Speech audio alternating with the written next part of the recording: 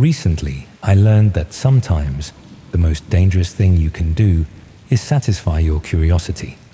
That clicking the wrong link at the wrong time can change everything about how you see the world, and more importantly, how the world sees you. I'm a librarian at the University of Manchester, spending my days cataloguing books and helping students find obscure references for their dissertations. My relationship with computers extends about as far as checking emails and the occasional Netflix binge. But after my divorce last year, I found myself with far too much time on my hands and a flat in Chorlton that felt uncomfortably quiet most evenings. It started innocently enough. A colleague mentioned something called the dark web during our lunch break, describing it as this hidden internet where you could find anything. She was talking about buying prescription medications without a prescription. Nothing sinister, just trying to get around the ridiculous waiting times at her GP. The way she described it made it sound like some sort of digital black market, accessible but mysterious. I suppose I was bored more than anything else. After spending another evening watching repeats of Location, Location, Location, and finishing a bottle of Malbec on my own, I decided to have a look. How difficult could it be? The Tor browser was surprisingly easy to download. Within about 20 minutes, I was browsing what looked like a much seedier version of the regular internet. Most of it was exactly what you'd expect. Drug marketplaces, fake IDs, stolen credit card details. The sort of thing that made me feel like I was doing something mildly rebellious without actually breaking any laws, just by looking. I spent a few evenings casually browsing, more fascinated by the structure of it all than interested in buying anything illegal. There were forums discussing everything from cryptocurrency to conspiracy theories. It felt like being an anthropologist studying some underground culture, safely removed from any real danger. Then I found the entertainment section. Most of it was what you'd expect: pirated films, illegal streaming sites, that sort of thing.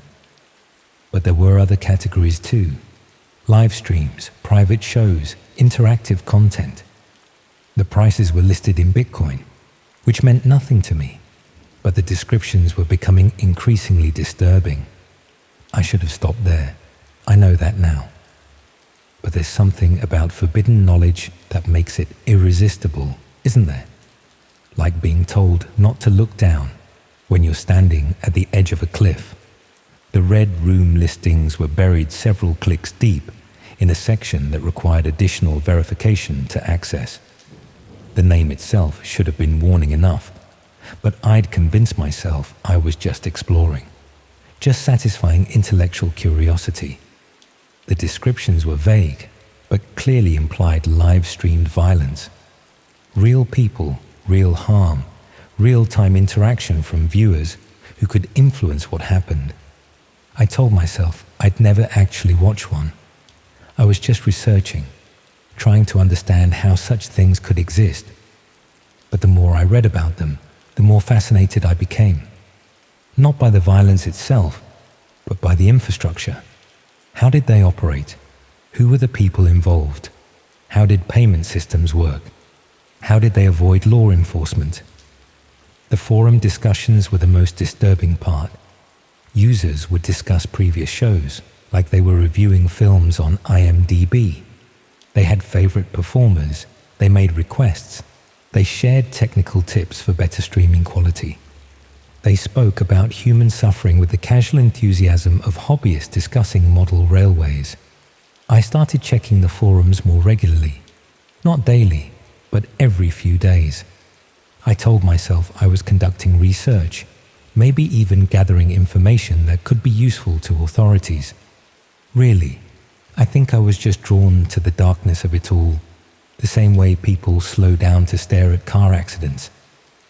After about a month of this casual browsing, I noticed something that made my blood run cold. One of the regular forum users had a location tag that said Manchester. UK time zones in their posts, references to local news events. This wasn't some anonymous figure operating from Eastern Europe or Southeast Asia. This was someone nearby, someone who might shop at the same Tesco as me, someone who might have been sitting next to me on the bus. I started paying more attention to their posts.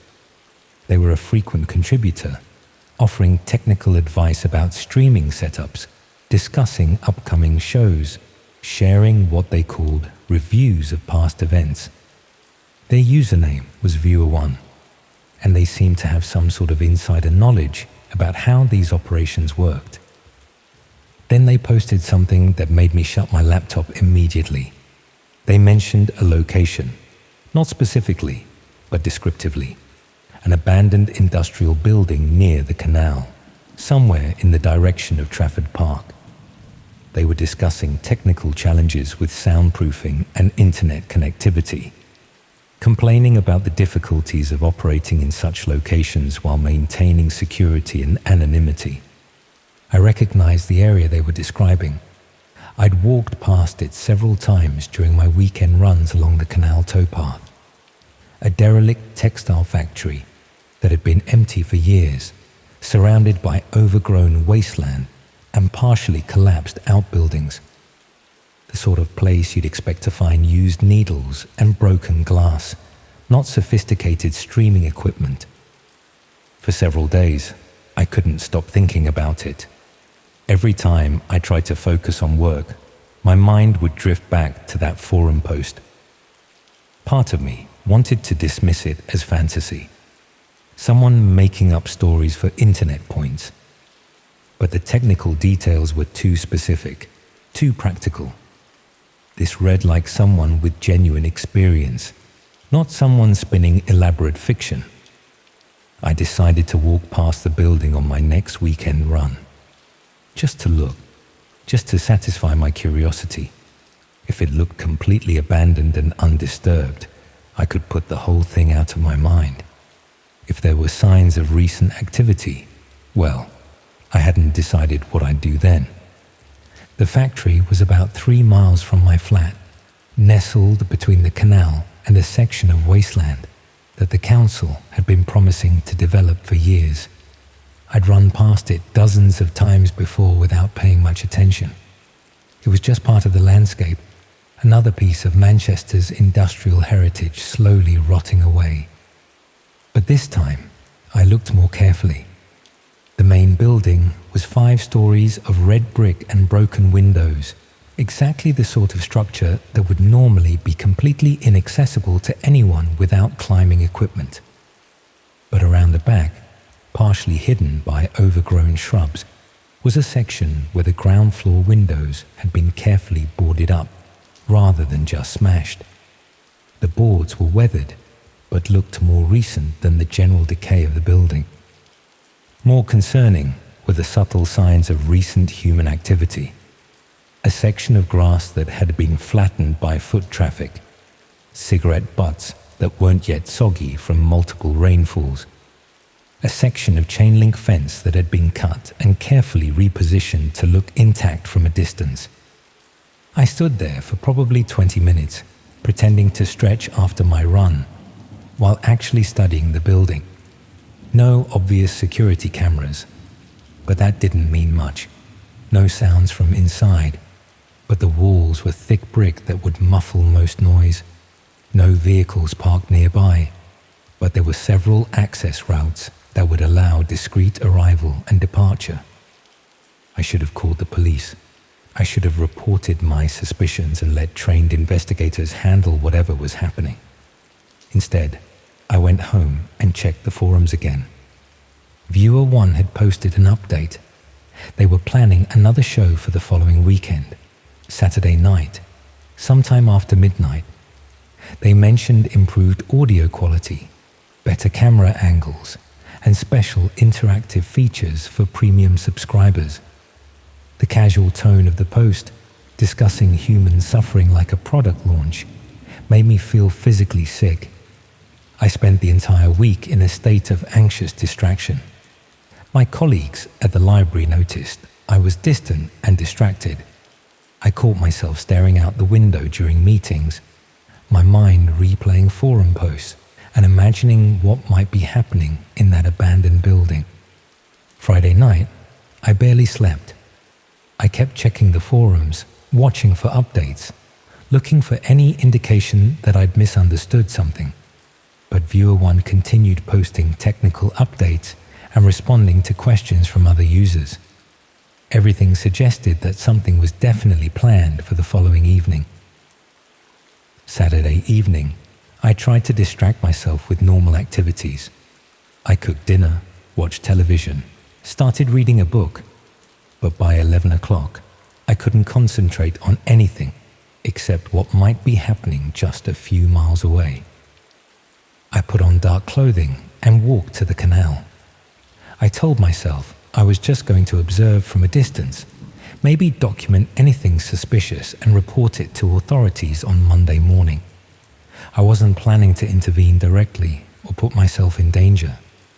The towpath was completely deserted, which wasn't unusual for a Saturday night in October. The streetlights were spaced far apart, creating long stretches of shadow between pools of orange light. By the time I reached the factory, it was nearly midnight. The building looked exactly the same as it had during my daytime visit, but now there were subtle signs of activity. A faint glow from one of the upper floor windows, barely visible behind what looked like blackout material. The sound of a generator running somewhere inside, so quiet it was almost masked by ambient city noise. I found a position behind some overgrown shrubs where I could watch the building without being easily spotted. The generator sound continued, joined occasionally by other mechanical noises I couldn't identify. Once, I thought I heard voices, but I might have been imagining it. Around 1 o'clock, a van arrived. It parked behind the building, in an area not visible from the main road. 2 figures got out and entered through what must have been a rear entrance. They moved with the purposeful efficiency of people following a familiar routine. 30 minutes later, another vehicle arrived, then another. By 2 o'clock, there were 4 vehicles parked behind the building, all positioned to avoid casual observation. I should have left then. I should have gathered whatever evidence I could and reported it to authorities. Instead, I found myself moving closer to the building, trying to find a position where I might be able to see or hear more clearly. The rear of the building had several ground floor windows that were boarded up, but not completely sealed. Through gaps in the boards, I caught glimpses of artificial light and shadows moving inside. The generator noise was louder here, joined by the hum of electronic equipment and occasional voices. I was crouched behind an old shipping container, probably 30 yards from the building, when I heard footsteps approaching from behind me. I turned around slowly, my heart hammering, expecting to see security guards or police officers. Instead, I saw a figure in dark clothing, walking directly towards my hiding position with obvious intent. They weren't trying to be stealthy. They knew exactly where I was. The figure stopped about 10 feet away and spoke in a quiet, conversational tone that was somehow more terrifying than any aggressive challenge would have been. They told me I'd been expected. They said Viewer One had noticed unusual traffic patterns in the forums, someone asking the right questions and showing interest in specific locations. They'd been monitoring forum users more carefully lately, tracking digital footprints and cross-referencing with local activity. They explained that I'd been identified and followed during my previous visit to the building. My regular forum browsing had created a profile that made me interesting to them, someone with genuine curiosity, but no obvious law enforcement connections. They offered me a choice. I could walk away immediately, delete my forum accounts, and never return to this area or these websites. Or I could satisfy my curiosity completely, see exactly what I'd been researching, and become part of their community. They made it sound like a reasonable business proposition. They weren't threatening me with violence, just explaining my options with the calm professionalism of someone making a sales pitch. But the implication was clear. Walking away would require their trust that I'd remain silent about what I'd discovered. Staying would require my participation in activities I'd only observed from a distance. I stood there in the darkness, 30 yards from a building where I suspected horrible things were happening, being offered a choice between complicity and silence. Neither option felt like escape. I told them I needed to think about it. They said I had until the next Saturday to decide. They gave me a secure messaging app and an encrypted contact. They said Viewer One was particularly interested in meeting me, someone who'd shown such dedicated research interest in their work. I walked home in a state of shock that I'm still not sure I've recovered from. The casual professionalism of the encounter was almost more disturbing than any direct threat would have been. They spoke about human suffering like a business operation, about my potential involvement like a job interview. It's been 3 weeks since that conversation. I haven't returned to the forums. I haven't used the contact information they gave me. I've avoided running anywhere near that area of the canal. But I haven't called the police either, because part of me knows they were right about one thing. I had been researching their activities with genuine fascination, not just horror. I had been drawn to the forbidden knowledge, the glimpse into darkness that most people never see. They hadn't completely misread my motivations, and because another part of me knows that if they were sophisticated enough to identify and track me through forum activity, they're probably sophisticated enough to monitor whether I contact authorities. The choice they offered me probably wasn't as simple as they made it sound. I still check my usual websites. I still go to work at the library. I still run along different sections of canal, avoiding the area near Trafford Park. I try to maintain normal routines and convince myself that the whole experience was some sort of elaborate hoax or misunderstanding. But sometimes, late at night, I find myself thinking about Viewer One's invitation, about what exactly I might learn if I satisfied my curiosity completely, about whether the line between observer and participant is as clear as I'd always assumed. The secure messaging app is still installed on my phone. The encrypted contact information is still saved in my notes. Every Saturday evening, I find myself wondering what choice I'm actually going to make.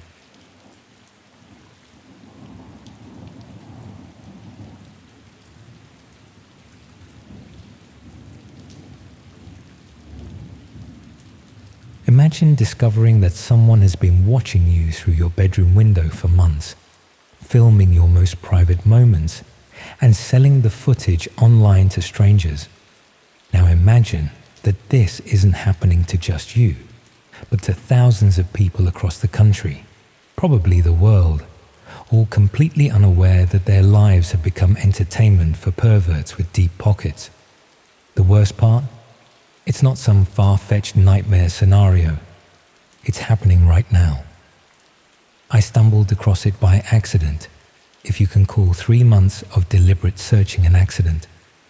I was writing my dissertation on digital privacy and anonymity networks for my media studies degree at Manchester. Proper academic research, you understand. I wasn't some basement dweller looking for thrills. I had ethics approval forms and everything. The Tor browser had been running on my laptop for weeks.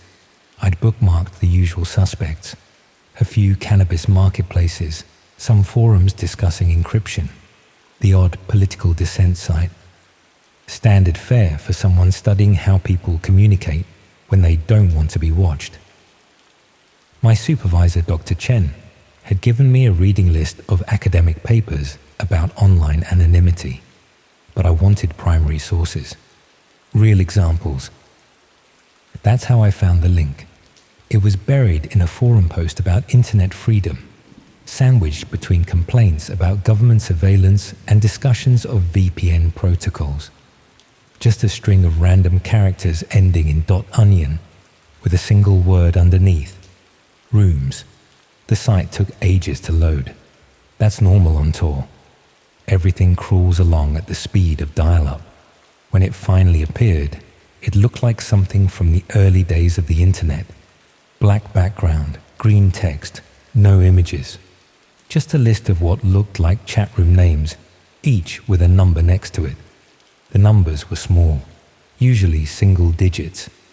I clicked on one called Yorkshire Evening. The page that loaded had a simple interface, a text box at the bottom, a larger window above showing messages. But there were no messages, just a counter at the top showing 3 viewers and a button that said Request Access. I sat there for about 10 minutes, watching the viewer count fluctuate between 2 and 5. Nothing else happened. No messages appeared, no instructions. Just that green text on black and the gentle hum of my laptop fan. It felt like standing outside a shop with blacked out windows, knowing people were inside but unable to see what they were doing. I tried a few other rooms. Same setup, view accounts, empty chat windows, that request access button. The names were mundane enough. Brighton Pier, Camden Market, Sunday Roast. They could have been tourism websites or local community groups, but something about the whole thing felt wrong. The way the viewer numbers changed constantly, as if people were flicking between rooms, watching, waiting. After about an hour, I closed the browser and went back to my dissertation. I had enough material about dark web marketplaces and didn't need to go down whatever rabbit hole that site represented. Dr. Chen would be pleased with my chapter on cryptocurrency adoption in illegal markets. That was proper academic work. But I kept thinking about those rooms, the way they just sat there, empty but watched. Over the next few days, I found myself opening the site again, checking the viewer counts, watching the numbers change. It became a habit, like checking social media or the weather. A few minutes here and there between writing chapters and attending seminars. The breakthrough came on a Tuesday evening. I'd been working late in the university library, and when I got back to my flat in Fallowfield, I opened the site almost without thinking. The viewer count on Yorkshire Evening was higher than usual, nearly 20 people, and for the first time, there were messages in the chat window. They weren't conversation exactly, more like coordinates, times and dates, grid references. Someone had posted 53.4 degrees north, 2.2 degrees west, Thursday, 23:30. And others were responding with single words. Confirmed. Watching. Ready. I recognized those coordinates. They were for somewhere in Manchester city centre, near the cathedral, about 15 minutes from where I was sitting. The rational part of my brain knew I should close the browser and forget about it. These were clearly people planning something, and coordinates with specific times suggested it wasn't just chat. But the researcher in me was curious. What were they planning? Was this some kind of urban exploration group? A photography meetup? The coordinates were for a public area. What could they possibly be doing there that required such secrecy? Thursday came and went. I didn't go to the coordinates, but I couldn't stop thinking about them. I found myself checking the news for incidents in Manchester city centre, scanning local police Twitter accounts for anything unusual. Nothing appeared. Whatever had happened, if anything, hadn't made the news. The following week, new coordinates appeared. This time for Liverpool, then Birmingham. Always a major city. Always with that same pattern of confirmations and single-word responses. I started keeping a notebook, writing down the coordinates and times. Not because I planned to do anything with them, but because documenting patterns is what researchers do.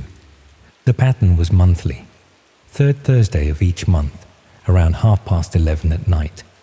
Always city centres, always near major landmarks or transport hubs. The coordinates were precise, not just somewhere in Birmingham, but specific to within a few meters. After 3 months of watching, I decided to visit one of the locations. Not during the appointed time, obviously. I wasn't stupid. But I wanted to see what was there, what might draw these people to those specific spots. The coordinates for that month were for a location near Liverpool Street Station in London. Easy enough to visit during the day under the pretense of legitimate research. The location was a small side street off the main road, narrow, with old Victorian buildings that had been converted into flats above shops. During the day, it was busy enough. People cutting through to avoid the crowds on the main street. Workers from nearby offices grabbing lunch. Nothing unusual.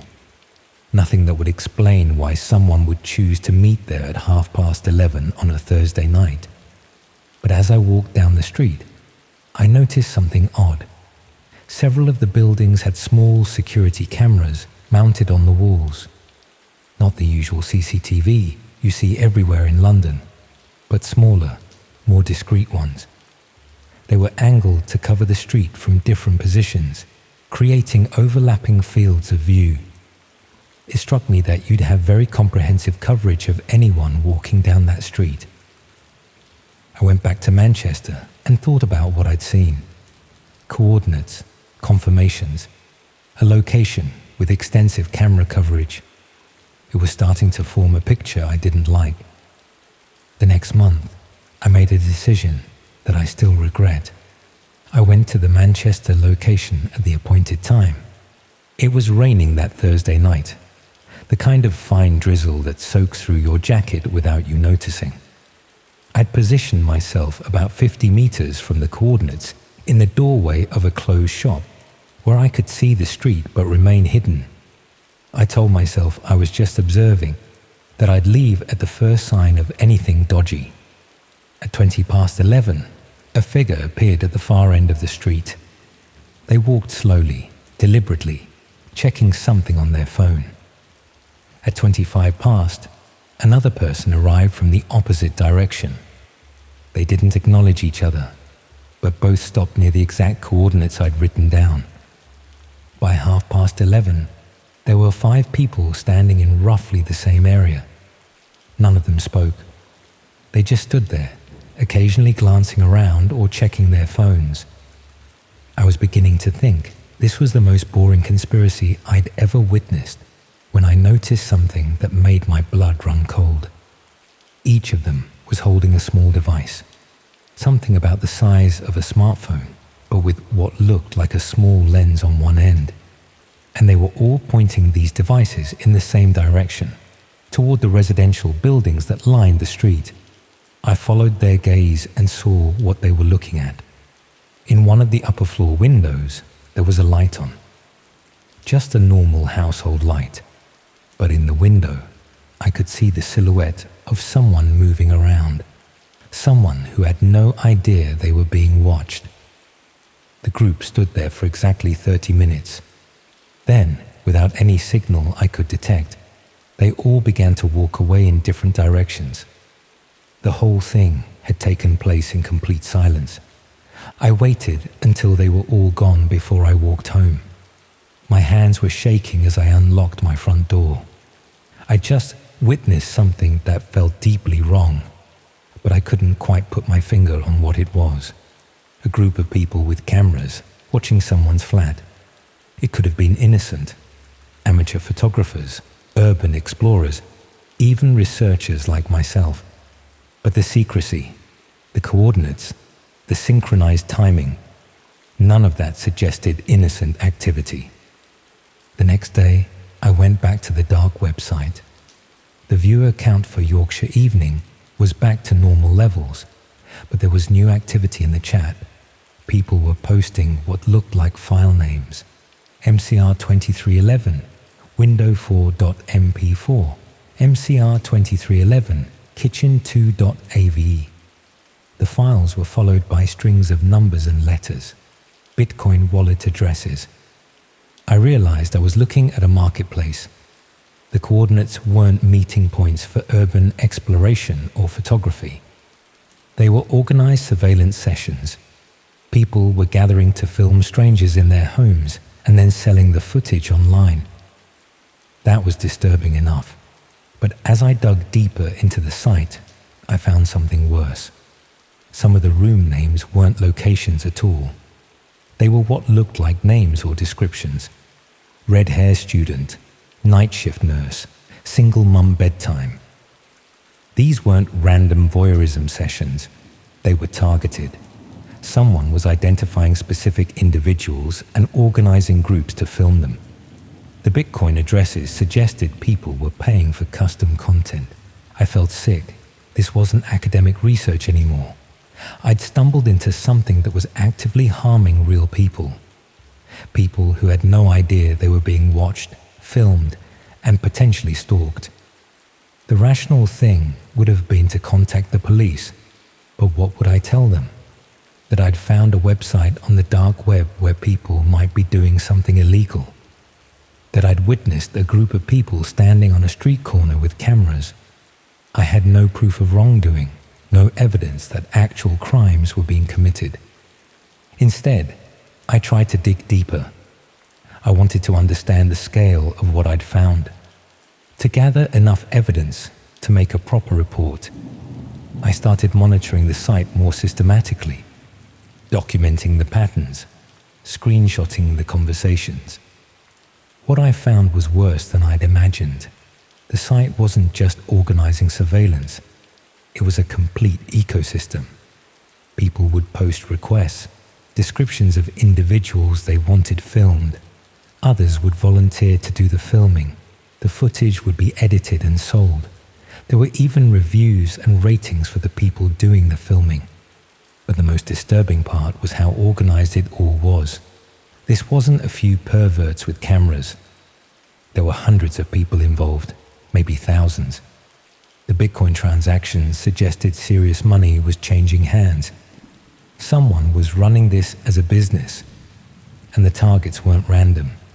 They were often vulnerable people, students living alone, single parents, people working night shifts. The kind of people who might not notice if someone was watching their flat, or who might not be believed if they reported feeling like they were being stalked. I started having trouble sleeping. Every time I closed my eyes, I thought about those silhouettes in windows, people going about their evening routines, while strangers with cameras watched from the street below. I began checking my own windows obsessively, making sure the curtains were closed, looking for unusual activity outside. The paranoia was probably irrational. I lived in a shared house with 3 other students. We were on the ground floor with a small front garden that would make surveillance difficult. But knowing what I knew about how these people operated, I couldn't shake the feeling that I might be next. That's when I noticed the van. It was parked on my street when I got home from university on a Friday afternoon. Nothing unusual about that. Parking was always tight in our area. But it was still there when I left for the pub that evening, and when I came back around midnight. The next morning, it had moved to a different spot, but it was still on the same street. I probably wouldn't have thought anything of it if not for what I'd learned about the surveillance network. But once you know how these things work, you start seeing patterns everywhere. The van was always positioned where it had a clear view of our house. The windows were tinted, so you couldn't see inside. And it moved regularly, just enough to avoid drawing attention. I started taking photos of it, documenting when it appeared and where it parked. I even walked past it a few times, trying to see if anyone was inside. But the windows were too dark, and I didn't want to be too obvious about looking. After a week of this, I convinced myself I was being paranoid. The van probably belonged to someone who worked in the area, or was visiting a friend. I was letting what I'd discovered online affect my perception of reality. That's what happens when you spend too much time staring into the dark corners of the internet. But then I found my address in the site's chat logs. It was buried in a conversation about Manchester targets, listed alongside 2 other addresses in my area. Someone had posted it with a description that matched my appearance and mentioned my university. They knew where I lived, what I looked like, and where I studied. The worst part was the response. Other users were bidding for the surveillance job, offering to provide footage within the week. The highest bid was nearly £200. I'd gone from researcher to target without realizing it. Someone had identified me, probably through my digital footprint, and put me up for sale on their surveillance marketplace. The van outside my house wasn't paranoia, it was reconnaissance. I packed a bag and left Manchester that night, told my housemates I had a family emergency and would be gone for a few weeks. I drove to my parents' house in Chester and stayed there for a month, claiming I needed to focus on my dissertation without distractions. During that time, I tried to report what I'd found to the police. I called the non-emergency number and explained about the dark website and the surveillance network. The officer I spoke to was polite, but clearly didn't understand the technical aspects of what I was describing. He took down my details and said someone would get back to me, but no one ever did. I tried contacting some of the cybercrime units, but without concrete evidence of specific crimes, they weren't interested. What I'd found was disturbing, but it existed in a legal grey area. Standing on public streets with cameras isn't illegal. Selling footage of people in their homes might be, but proving that was happening would require an investigation that no one seemed willing to undertake. Eventually, I had to go back to Manchester to finish my degree. I changed my address, moving to a different part of the city. I bought thick curtains for all my windows and developed a habit of checking the street before leaving my flat. The van never reappeared, but I couldn't shake the feeling that I was still being watched. I finished my dissertation on a completely different topic. Dr. Chen was disappointed that I'd moved away from my original research into dark web marketplaces, but I told him I'd found the subject too depressing to continue with. He probably thought I was being oversensitive. The surveillance site is still online. I check it occasionally, using different computers and IP addresses, just to see if it's still active. It is. The room names change, the coordinates shift to different cities, but the pattern continues. People gathering to film strangers, selling the footage to whoever wants to buy it. Sometimes I think about the person I saw in that window in Manchester, the silhouette moving around their flat, completely unaware that 5 people were standing in the street below, recording their every movement. I wonder if they ever found out. I wonder if they ever felt that creeping sensation that someone was watching them, or if they just went about their life, never knowing that their privacy had been violated and sold to strangers online. The thing that disturbs me most isn't the surveillance itself, although that's bad enough.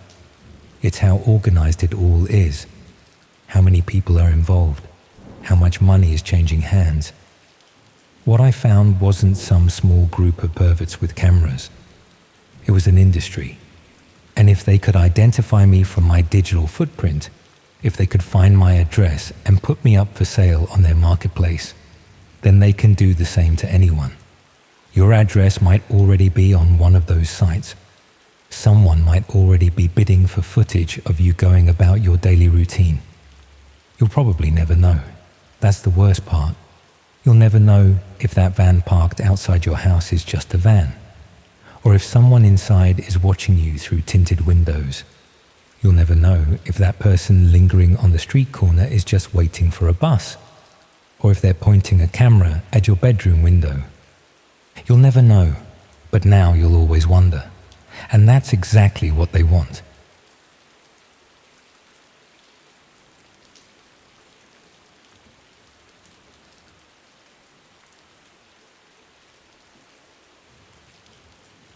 You'd think working for a tech startup would keep you busy enough to avoid trouble. Turns out the opposite is true when your job involves testing apps that nobody else wants to touch. 6 weeks ago, I was just a QA tester in Bristol trying to make rent on an apprentice's salary. Now I'm writing this from a service station near Cardiff, knowing that tomorrow night I'll become the main attraction for an audience I helped build, without realizing it. I work for a small company called DevCore Solutions.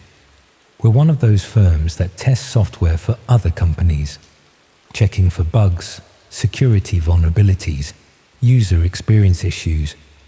Most of our clients are legitimate businesses wanting to make sure their apps work properly before launch, but some of our contracts come from less transparent sources, companies that pay well but ask few questions about what we find.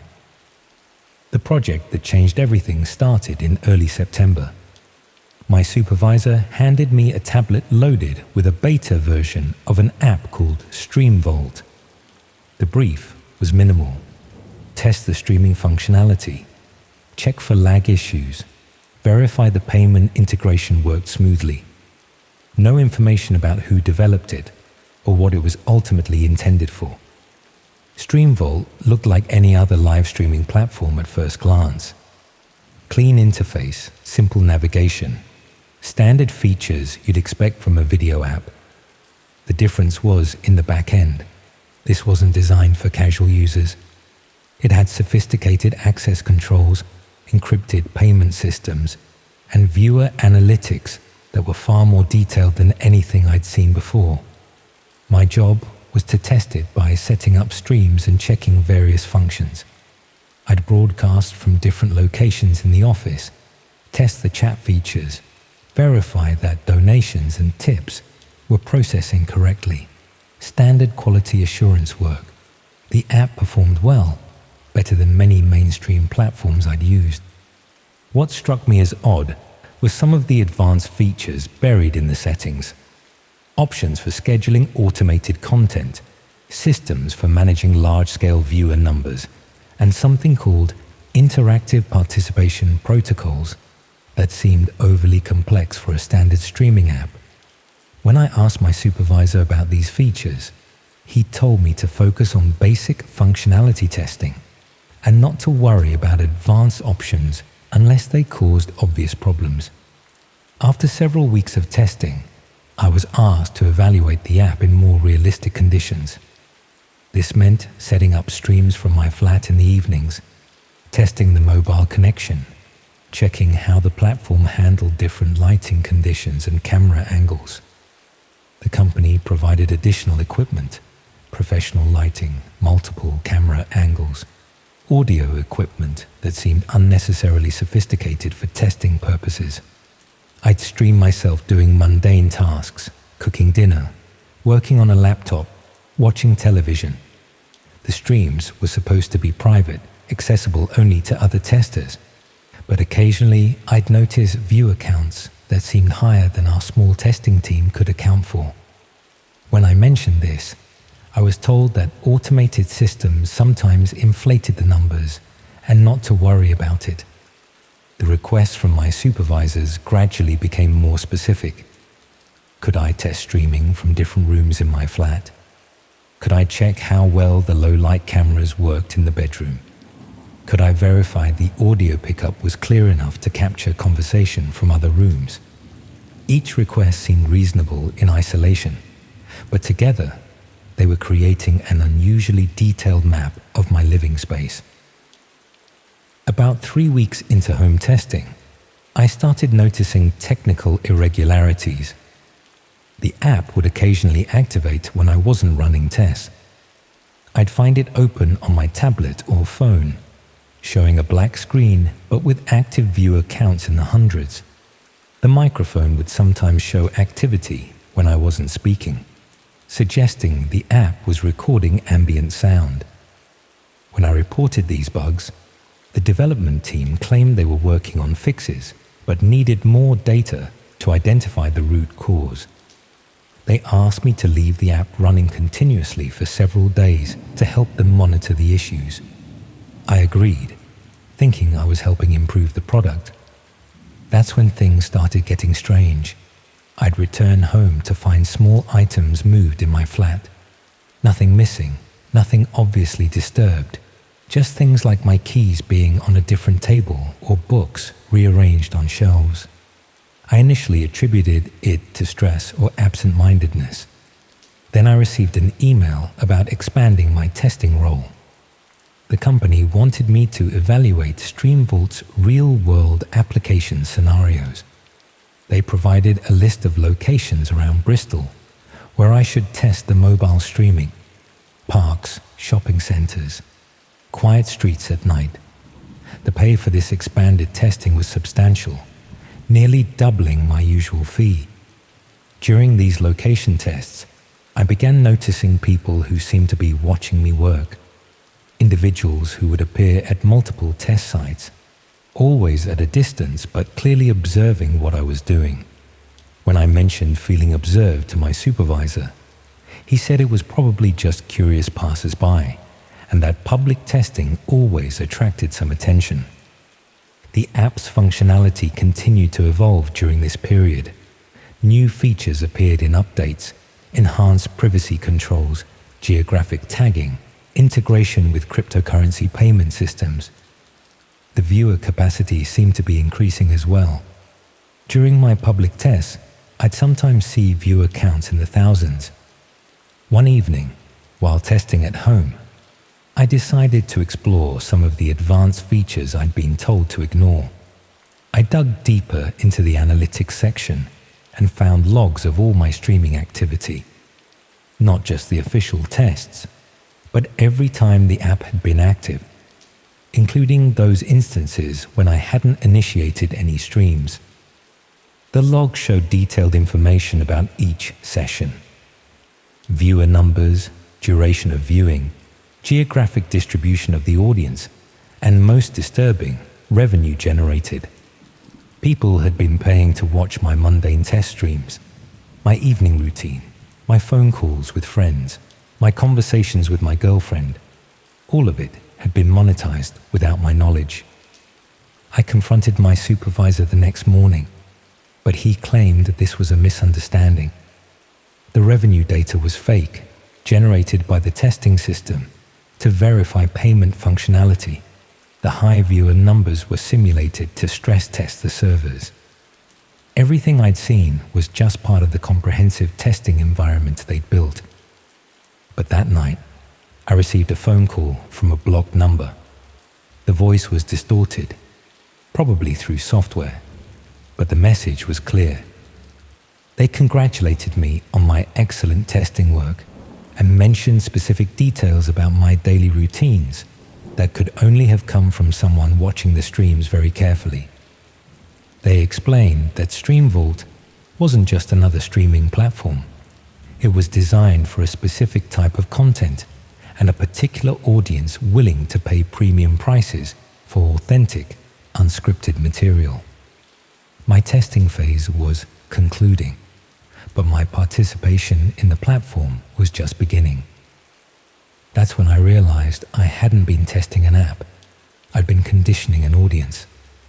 Thousands of people had been watching me live my normal life, becoming invested in my routines, learning my patterns, developing what the industry calls parasocial relationships. I was no longer just a tester. I was the content. I immediately tried to delete the app from all my devices, but found it wouldn't uninstall.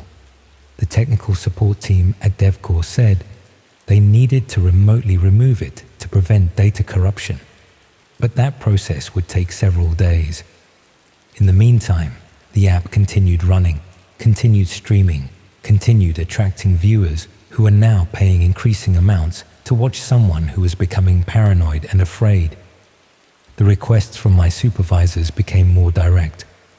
Would I be willing to continue streaming, but now as official content rather than testing? The compensation would be substantial, enough to quit my day job and focus solely on this work. They framed it as a natural progression from testing to implementation. When I refused, strange things started happening around my flat.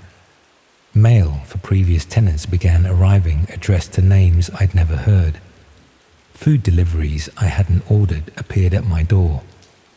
People started knocking at odd hours, claiming to be from utility companies or maintenance services, always wanting to come inside to check something. I realized the extended testing period had given them extensive intelligence about my life.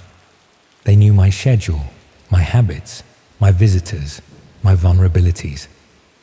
The app had essentially turned my home into a surveillance center and my daily life into a product. 1 week ago, everything escalated. I came home to find a package containing a new tablet, one I hadn't seen before. When I turned it on, it showed a live stream of the room I was sitting in, but from an angle that suggested the camera was built into the device I was holding. In the corner was a viewer count showing tens of thousands of people watching. But this time, there was also a chat window. Messages were flowing constantly, comments about my appearance, observations about my living space, questions about my daily routine. Some viewers were offering money for me to answer specific questions or perform certain tasks. Others were discussing what they wanted to see happen next. At the bottom of the screen was a countdown timer, not counting down from weeks or days, just hours, and a message indicating that the beta testing phase was concluded and that live interactive content would begin shortly. I packed what I could carry and left Bristol that night. I've been moving between service stations and cheap hotels since then, paying cash when possible, avoiding main roads, trying to stay ahead of whatever system they have for tracking me. But they keep finding me. Hotel staff who seem to recognize me despite my using different names. Other guests who ask too many questions about my plans. CCTV cameras that seem to follow my movements too precisely. And constant notifications on any device I use that the Stream Vault app is trying to install itself. The countdown reached 0 yesterday. Since then, I've been receiving messages on burner phones I've just purchased, texts from numbers I've never seen before. They all contain the same basic information: an address in Cardiff, a specific time tonight, and a reminder about the extensive audience that has been cultivated for this event. They've also sent proof that they know exactly where my family lives. Photos of my sister leaving her house in London, my parents shopping at their local supermarket in Bradford, my girlfriend at her university in Edinburgh. All taken recently, all clearly intended to show me that running isn't just about my own safety anymore. I understand now that DevCore Solutions isn't a normal software testing company. They're a recruitment and conditioning operation for something much darker. They identify suitable candidates, slowly accustom audiences to watching them, build up viewership numbers, and then transition their testers into live interactive content. The beta testing was never about improving an app. It was about training viewers to become invested in watching me, creating demand for more intimate access to my life, and gradually moving toward a final event that apparently thousands of people have now paid to see.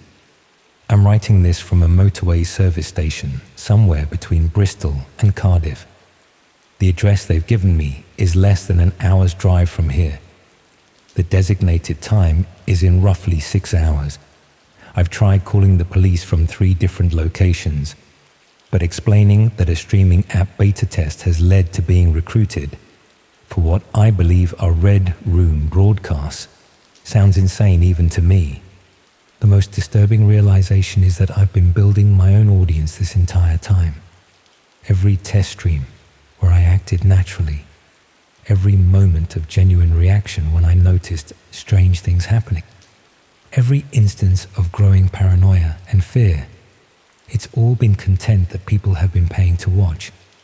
I'm not just about to become a victim.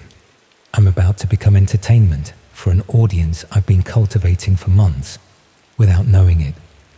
People who feel they know me, who have been following my story, who have been waiting for this conclusion to what they see as an elaborate performance. The counter on the latest message shows viewership numbers I've never seen before. Tens of thousands of people waiting for tonight's conclusion to the beta testing storyline. Payment processing servers working overtime to handle the demand for premium access to whatever they have planned. I keep thinking about all the other beta testers DevCore must have recruited over the years. How many people thought they were just testing an app while actually training an audience to watch them?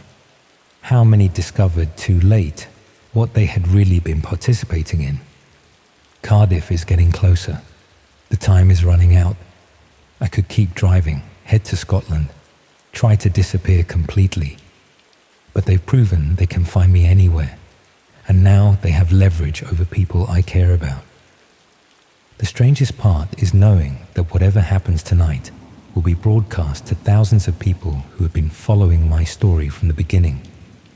People who watched me test streaming equipment in my flat, who saw me gradually become aware of what was happening, who have been anticipating this moment as the natural conclusion to the narrative they've been consuming. I never signed up to be an actor in someone else's show, but I've been performing for months without knowing it. The beta testing was just the audition. Tonight is opening night. The sat-nav shows 30 minutes to the Cardiff address. The clock shows 5 hours until the scheduled time. The viewers are waiting. The cameras are prepared. The show, as they say, must go on. I still don't know if I'll show up or keep running, but I'm starting to suspect it doesn't matter. With an audience this size, this invested, this willing to pay for the conclusion to my story, they'll make sure the show happens one way or another.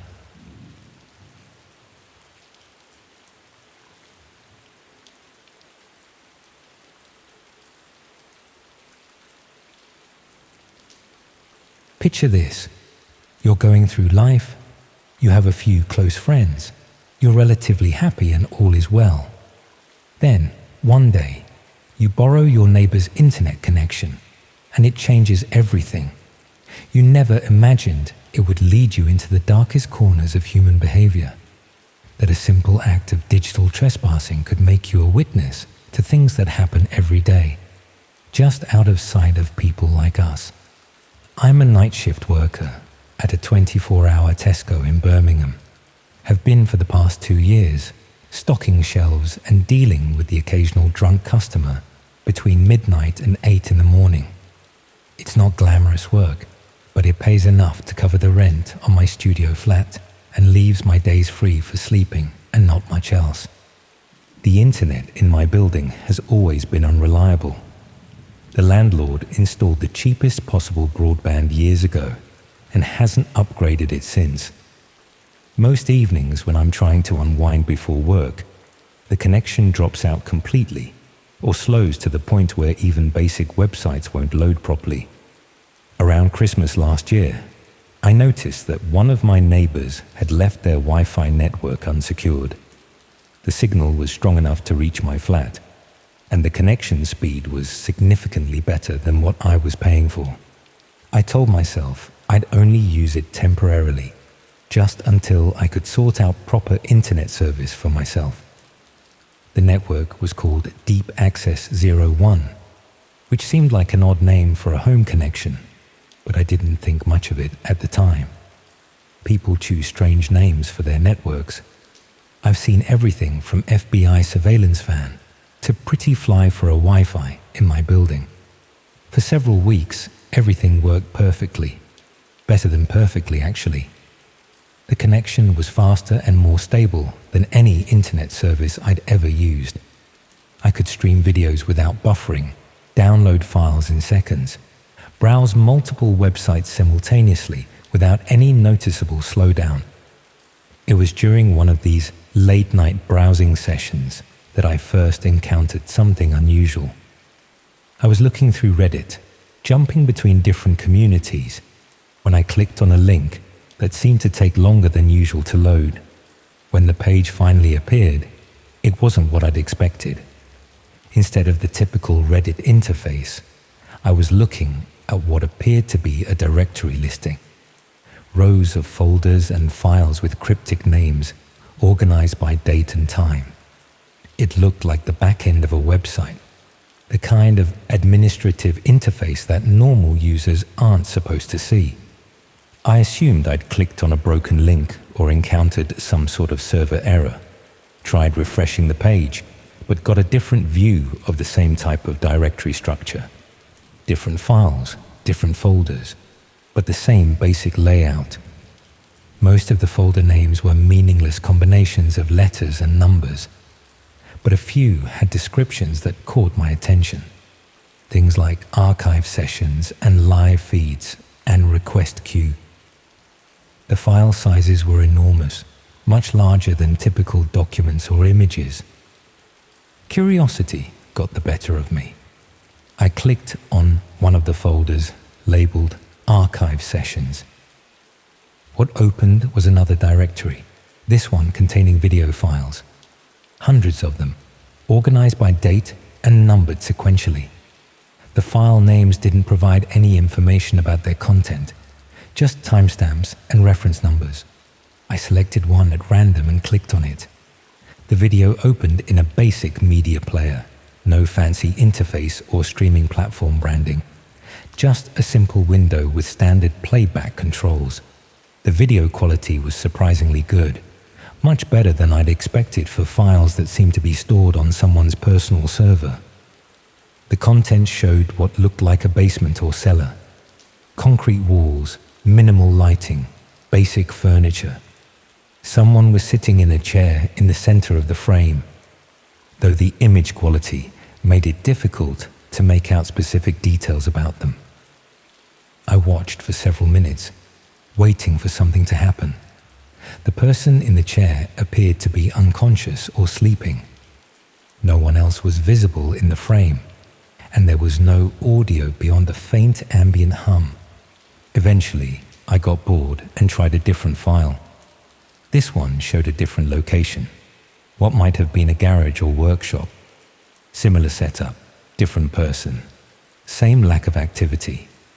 I began to suspect these were test recordings or placeholder content for some sort of streaming service. Over the next few evenings, I explored more of the directory structure, found folders containing what appeared to be live streaming software, payment processing systems, user management databases, everything you'd need to run a professional video platform, but hosted on what seemed to be a residential internet connection. The live streaming folder was particularly interesting. It contained software I'd never heard of, applications designed for anonymous broadcasting over encrypted networks. The documentation mentioned compatibility with Tor and other privacy-focused systems. That's when I started to understand what I was looking at. This wasn't just someone's personal media collection. This was the infrastructure for a dark web streaming service, the kind of platform I'd read about in forums, but assumed were mostly urban legends. I should have stopped exploring at that point, should have disconnected from the network and pretended I'd never seen any of it.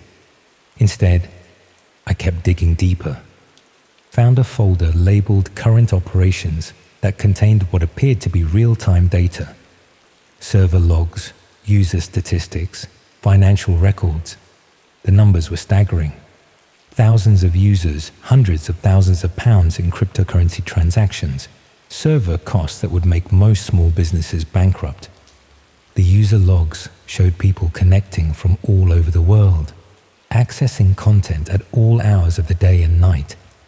The financial records indicated that viewers were paying significant amounts to access premium content, with additional fees for what the system described as interactive services. But it was the content scheduling system that made everything clear.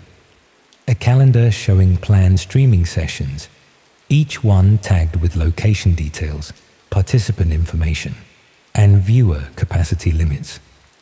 The language was clinical, bureaucratic, like something you'd see in a corporate project management system. Except the projects being managed were real people, and the calendar showed that a session was scheduled to begin in less than an hour. I found the live streaming interface and accessed it using credentials I discovered in one of the configuration files. The platform looked professional, with a clean user interface and robust streaming capabilities. There was a chat system, payment processing, viewer analytics, everything you'd expect from a legitimate streaming service. The scheduled session appeared in the interface as Location 7, Premium Interactive, max 50 viewers.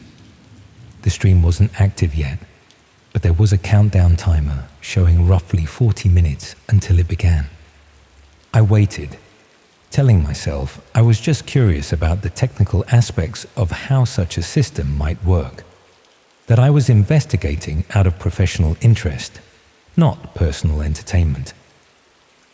When the timer reached 0, the stream activated automatically.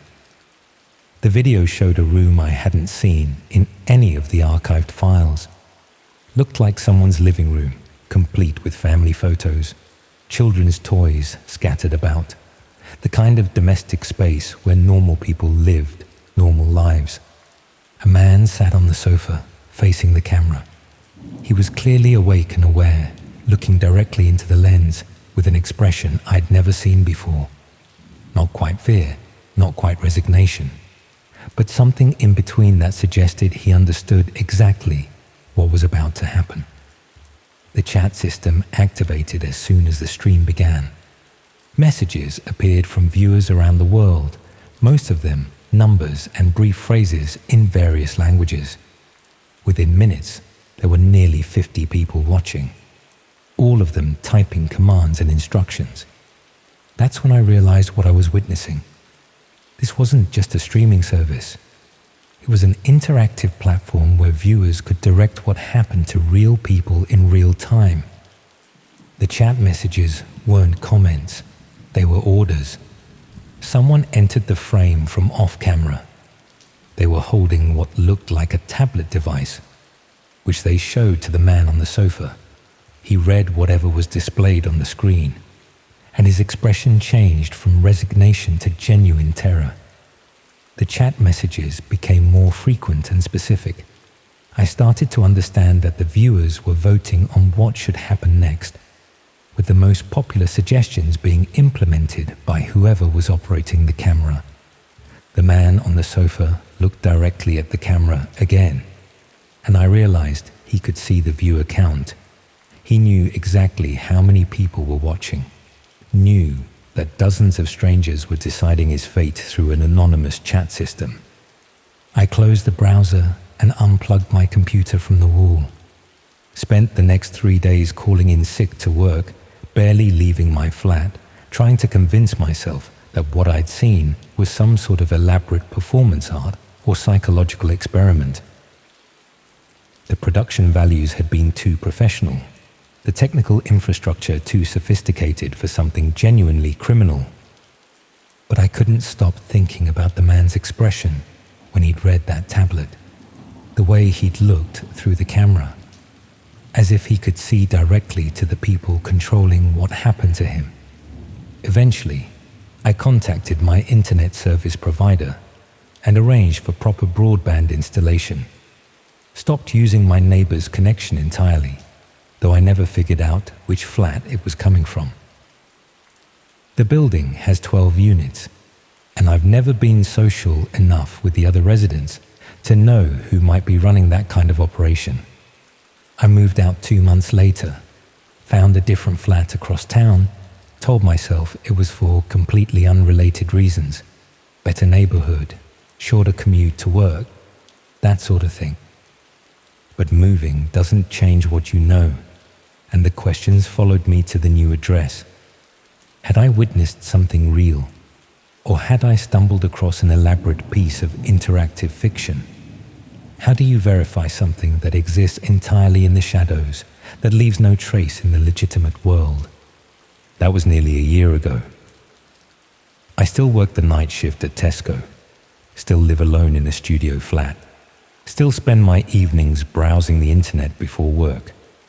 But I've become much more careful about which networks I connect to, which links I click, which rabbit holes I'm willing to explore. Sometimes, usually when I'm stocking shelves during the quiet hours between 3 and 5 in the morning, I'll think about that countdown timer, about the professionalism of that streaming platform, the sophistication of the user interface, the global audience participating in real-time decision-making. The worst part isn't wondering whether what I saw was genuine. The worst part is knowing that somewhere right now, similar platforms are operating with similar audiences. And people like that man on the sofa are looking into cameras just like that one. And sometimes I wonder if my access to that network was really accidental. Whether someone in my building noticed my internet usage patterns and deliberately left their connection unsecured, knowing that someone like me would eventually find what they wanted me to find. Whether I was supposed to discover that platform, supposed to witness what I witnessed, supposed to carry that knowledge forward into my ordinary life as a night shift worker in Birmingham. I've never told anyone about this. Not colleagues, not friends, not the authorities. What would I say? That I used someone else's Wi-Fi and found something that might have been real? That I watched something terrible happen and then disconnected? But I'm telling you now, and I'm not entirely sure why. Maybe because the weight of keeping it secret has become too much. Maybe because sharing it might somehow make it less real, less immediate, less present in my thoughts during those quiet hours at work. Or maybe because I've started to suspect that creating witnesses was always the point. That platforms like that don't just exist to serve their paying customers, but to generate people like me who carry the knowledge of what's possible in the spaces between legitimate internet services.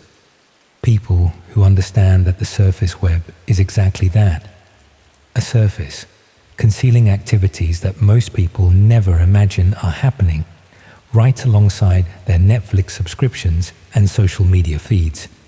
Maybe by telling you this, I'm doing exactly what whoever runs Deep Access, 01, intended from the beginning. Maybe that's how these things spread and survive, through stories told by people who stumbled across them accidentally and can never quite forget what they saw. Maybe the real product isn't the streams themselves, but witnesses like me who carry the knowledge forward, who plant seeds of awareness in the minds of people who might otherwise never imagine such things exist. I still live in the same city, still work the same shifts, still browse the internet during my free time. But I've never again seen a network called Deep Access 01, and I've never again found directory structures like the ones I explored that winter. Sometimes I wonder if they're still operating from somewhere in my old building, still running streams for global audiences, still creating new witnesses who will carry their own versions of this story forward. And sometimes, late at night, when I'm alone with my computer, I catch myself looking for unsecured networks, wondering what I might find if I started exploring again. That's perhaps the most disturbing part of all. Not the horror of what I witnessed, but the lingering curiosity about what else might be out there, just a few clicks away from the ordinary internet that most people think they know.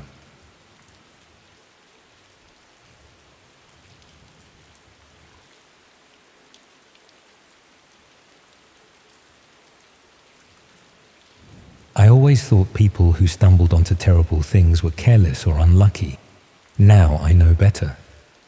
Sometimes all it takes is one wrong click, one moment of misplaced curiosity.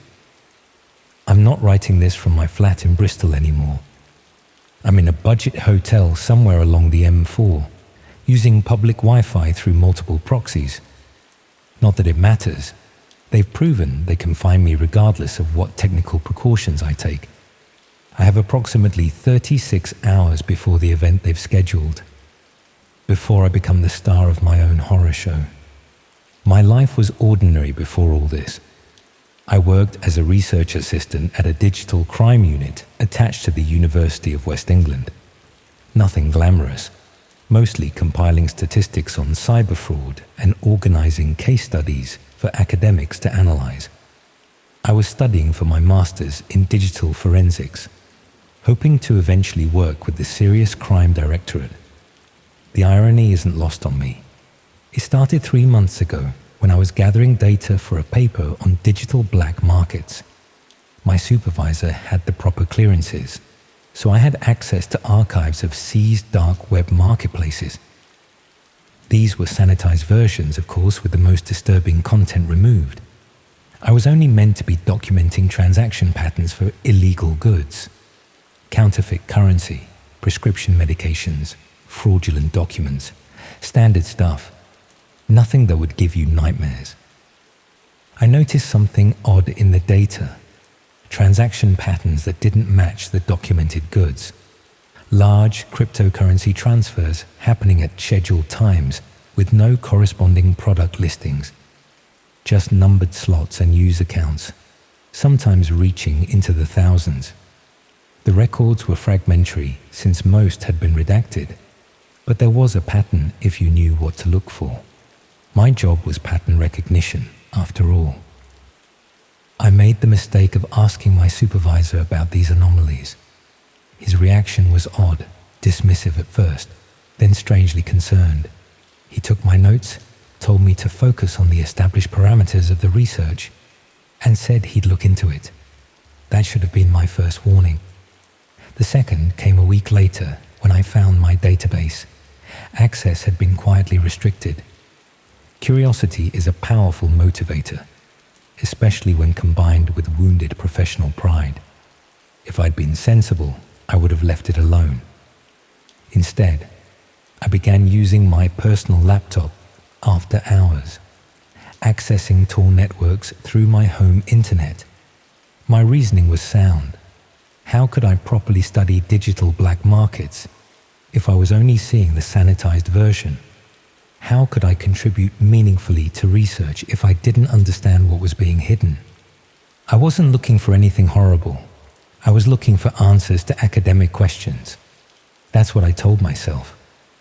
The dark web itself wasn't particularly shocking.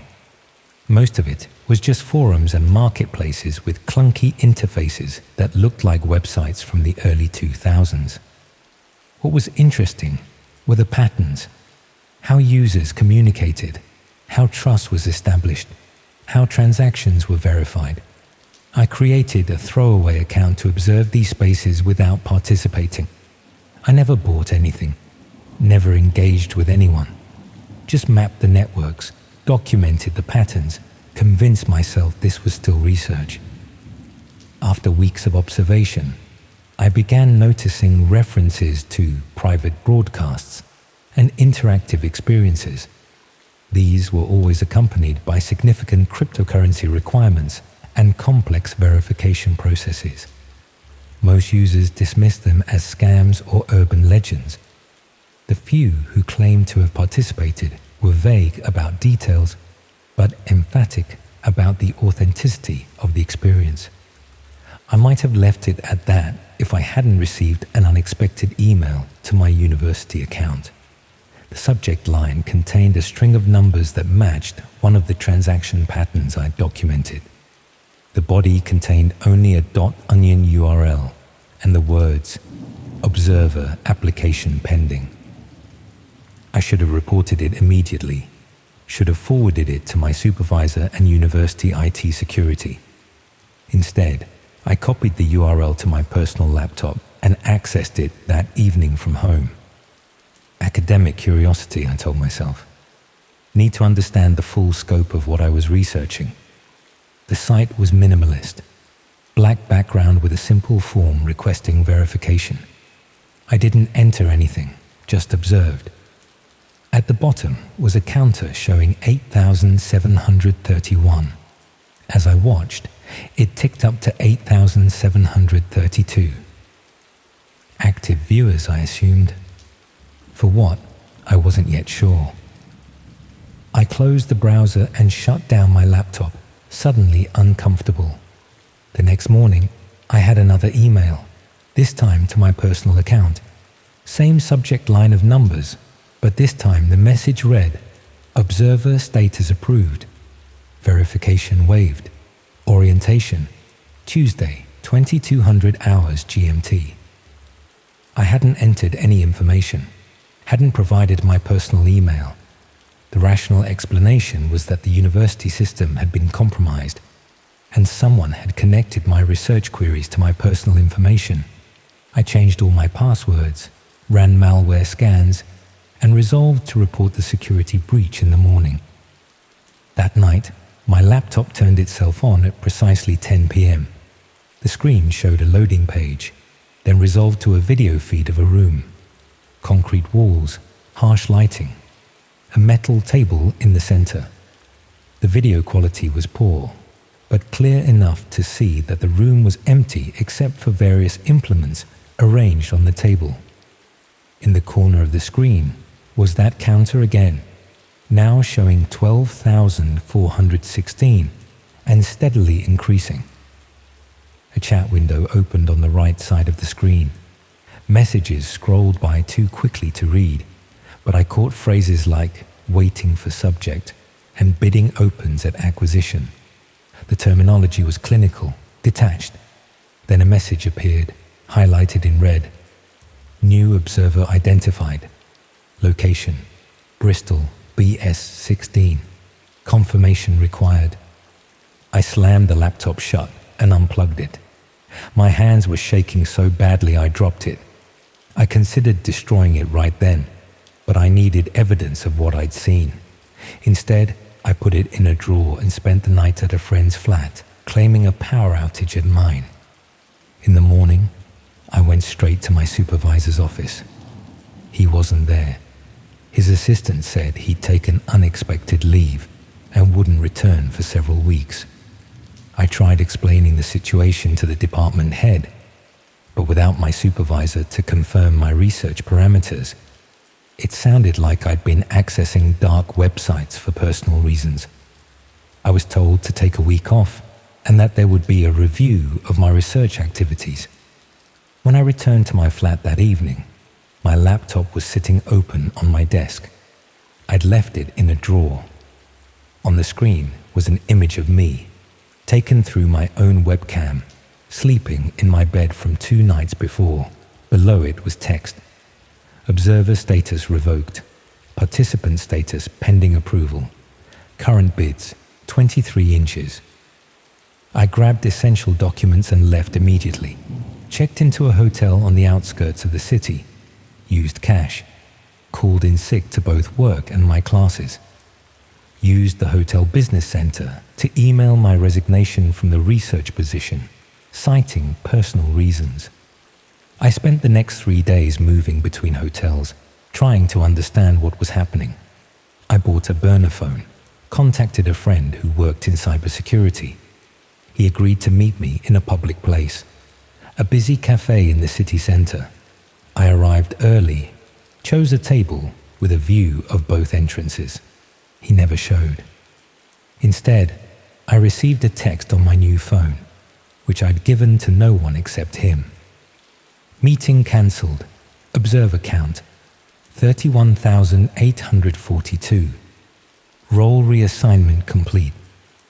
I left my half-finished tea on the table and walked out, fighting panic. In the reflection of a shop window across the street, I noticed someone photographing me with a professional camera. When I turned to look, they were gone. That night, I dreamed of a concrete room and woke to find an envelope had been slid under my hotel room door. Inside was a plastic key card and a note with an address in Cardiff and a time: 2000 hours tomorrow. Transport provided if required. Non-attendance will result in collection. I checked out immediately, and took the first train to Edinburgh. Paid cash for another hotel. That afternoon, while walking through Princes Street Gardens, a well-dressed woman sat next to me on a bench. She placed a manila envelope between us and walked away before I could speak. Inside was a printout of my current location, timestamped from 10 minutes earlier, and a revised schedule. Procedure delayed due to travel. New time, 2000 hours, Thursday. View account, 47,103. Premium access sold out. I'm not writing this from Edinburgh. I moved again after that. I've been moving constantly, staying one step ahead, but they always find me. The most terrifying part is that I've never seen the same person twice. Different people leave messages, take photos, deliver reminders. It's as if there's an invisible network of watchers, all connected to whatever this is. I've pieced together what I believe is happening. The Red Rooms aren't urban legends. They're real, but not in the way most people imagine. They're not hosted on shadowy servers by mysterious organizations. They're crowd-sourced horror, orchestrated through distributed networks of participants who are both observers and facilitators. Regular people who participate in the surveillance, the planning, the execution, each doing one small part, none having to bear the full moral weight of what they're contributing to. The broadcasts are carefully planned events where someone transitions from observer to subject. Sometimes it's punishment for breaking rules. Sometimes it's random selection. Sometimes it's based on viewer voting. I don't know which category I fall into. Yesterday, I received a final notification, not through email or text, but written on my bathroom mirror when I returned from getting breakfast. Broadcast scheduled. Participants en route. View account, 58,904. I left immediately, bringing only what I could carry in my pockets. No phone, no laptop, nothing that could be tracked. Yet somehow, they keep finding me. I've switched hotels twice since then. Each time I find evidence that they've been in my room. Small things moved, messages left, a countdown to my scheduled broadcast. I've considered going to the police, but what would I tell them? That I'm being hunted by an invisible network of people coordinating through the dark web? That thousands of people are waiting to watch whatever happens to me at 8 p.m. tomorrow? I have no evidence except the messages, which could easily have been self-manufactured. No witnesses. No credibility after resigning from my research position under suspicious circumstances. This morning, I found a key card in my coat pocket that I never put there. It matches the one from the envelope days ago. There was also a business card for a taxi company and a time. I think about the concrete room, the metal table, the implements. I think about the 58,904 people waiting to watch. I wonder how many of them I've passed on the street, sat next to on trains.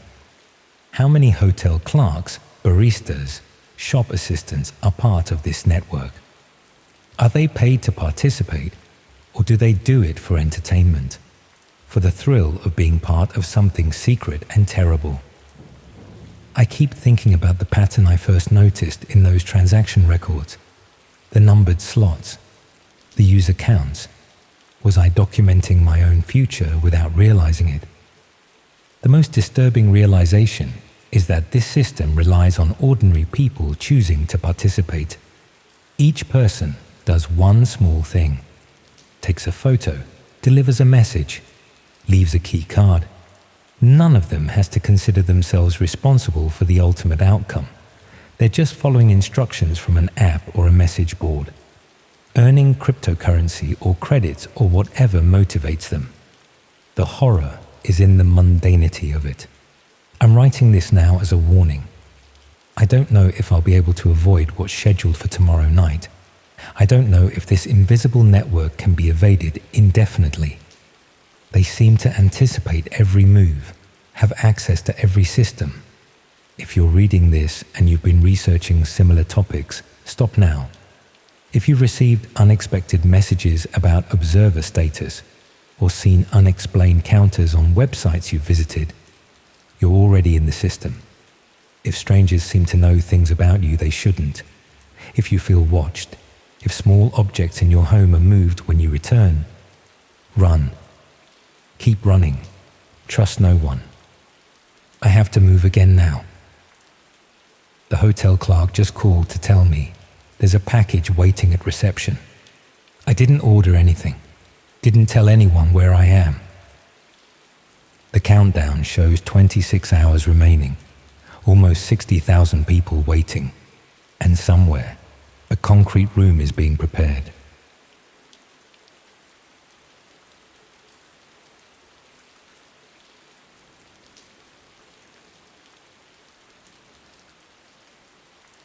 The thing about being watched is that you can often feel it before you see it. That prickle at the back of your neck, the sense that something's not quite right. I used to think that was just paranoia, the sort of thing people made up to make their boring lives feel more dramatic.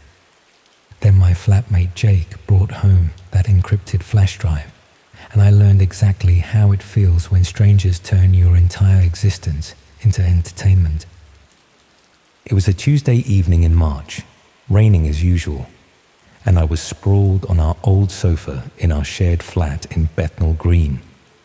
Jake burst through the door, soaked and grinning like he'd just discovered fire. He pulled this tiny USB stick from his jacket pocket, waving it about like it was the crown jewels. The drive contained what he claimed was research material for his dissertation on underground digital communities.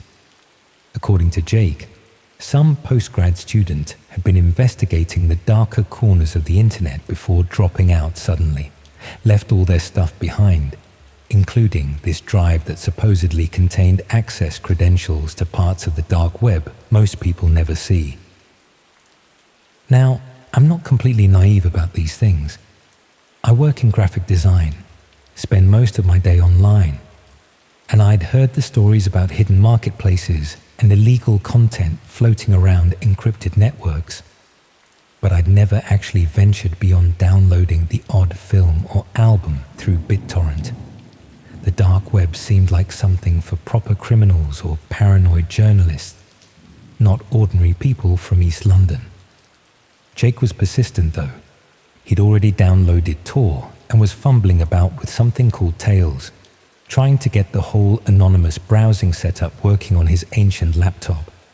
The credentials on the drive included a list of .onion addresses and what appeared to be login details for various sites. Most of it looked like standard dark web fare. Drug marketplaces, fake document services, that sort of thing. But there was one address that kept catching my eye, mainly because it was accompanied by a warning written in red text. Access at own risk. Active participants only. The address led to something called a Red Room. Jake explained these were supposedly live streams where viewers could watch real violence unfold, sometimes even paying to influence what happened. He insisted they were mostly urban legends, elaborate hoaxes designed to separate gullible punters from their cryptocurrency. But the way he kept glancing at that particular address suggested he wasn't entirely convinced. We spent the next hour setting up the security protocols. Multiple VPN connections, encrypted browsers, the works. Jake treated it like we were preparing for some covert military operation, rather than satisfying morbid curiosity. Looking back, maybe his paranoia wasn't entirely misplaced. The first few sites we visited were disappointingly mundane. Drug markets that looked like budget versions of Amazon, forums full of people arguing about encryption methods, and what appeared to be a surprisingly active community dedicated to reviewing different brands of tinfoil hats. The whole thing felt less like exploring the criminal underworld and more like browsing a particularly rubbish version of eBay. But then we found the Red Room. The site looked professional in a way that immediately set it apart. Clean interface, proper navigation, even what appeared to be customer service chat boxes. It was called the Viewing Room, and accessing it required both the credentials from Jake's drive and a payment of roughly £50 worth of Bitcoin.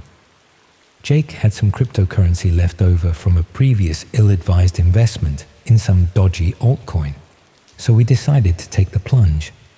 What we found inside wasn't what either of us expected. The main page displayed a grid of thumbnail images, each representing a different stream. Most were dark or showed empty rooms, but 3 or 4 appeared to be active. Viewer counts ranged from a handful to several hundred. The interface allowed you to join streams as a passive observer or upgrade to what they called participant status for additional fees. Jake clicked on one of the active streams before I could stop him. The video quality was surprisingly good. We were looking at what appeared to be a small, windowless room with concrete walls. A single chair sat in the center, occupied by a person whose face was obscured by the camera angle.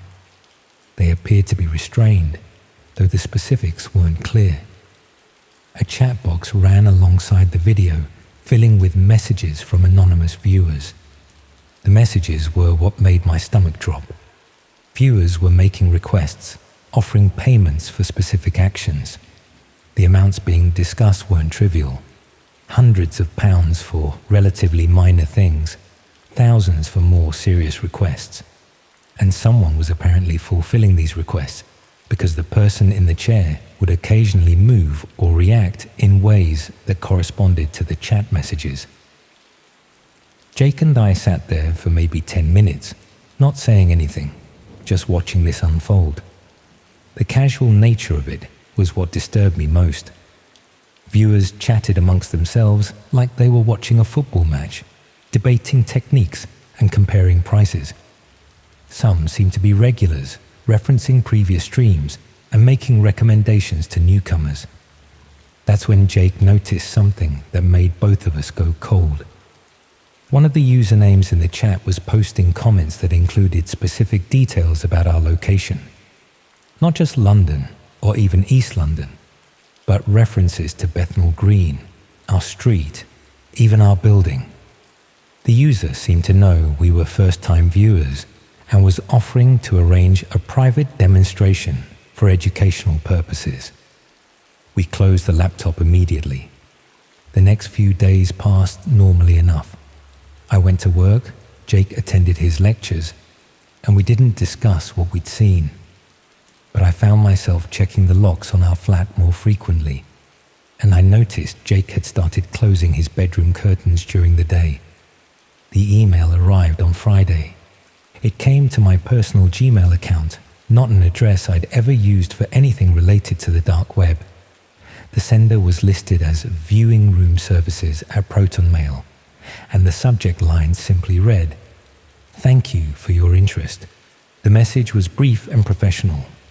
It thanked me for visiting their site and invited me to participate in an upcoming special broadcast. They mentioned that they'd identified me as someone with graphic design skills who might appreciate the artistic elements of their productions. The email included a Bitcoin address and instructions for making a deposit to secure what they called a front row seat.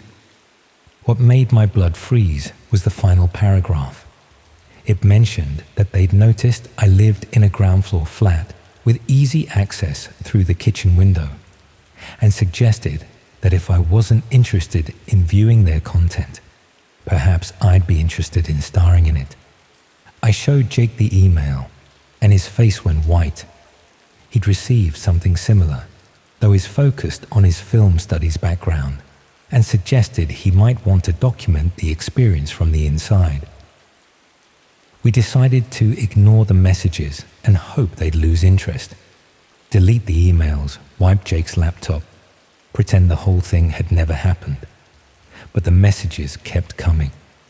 Not just emails now, but text to my mobile number. WhatsApp messages with photos of our building taken from across the street. Someone had even slipped a printed note under our front door, written in the same professional tone as the emails, but with increasingly specific details about our daily routines.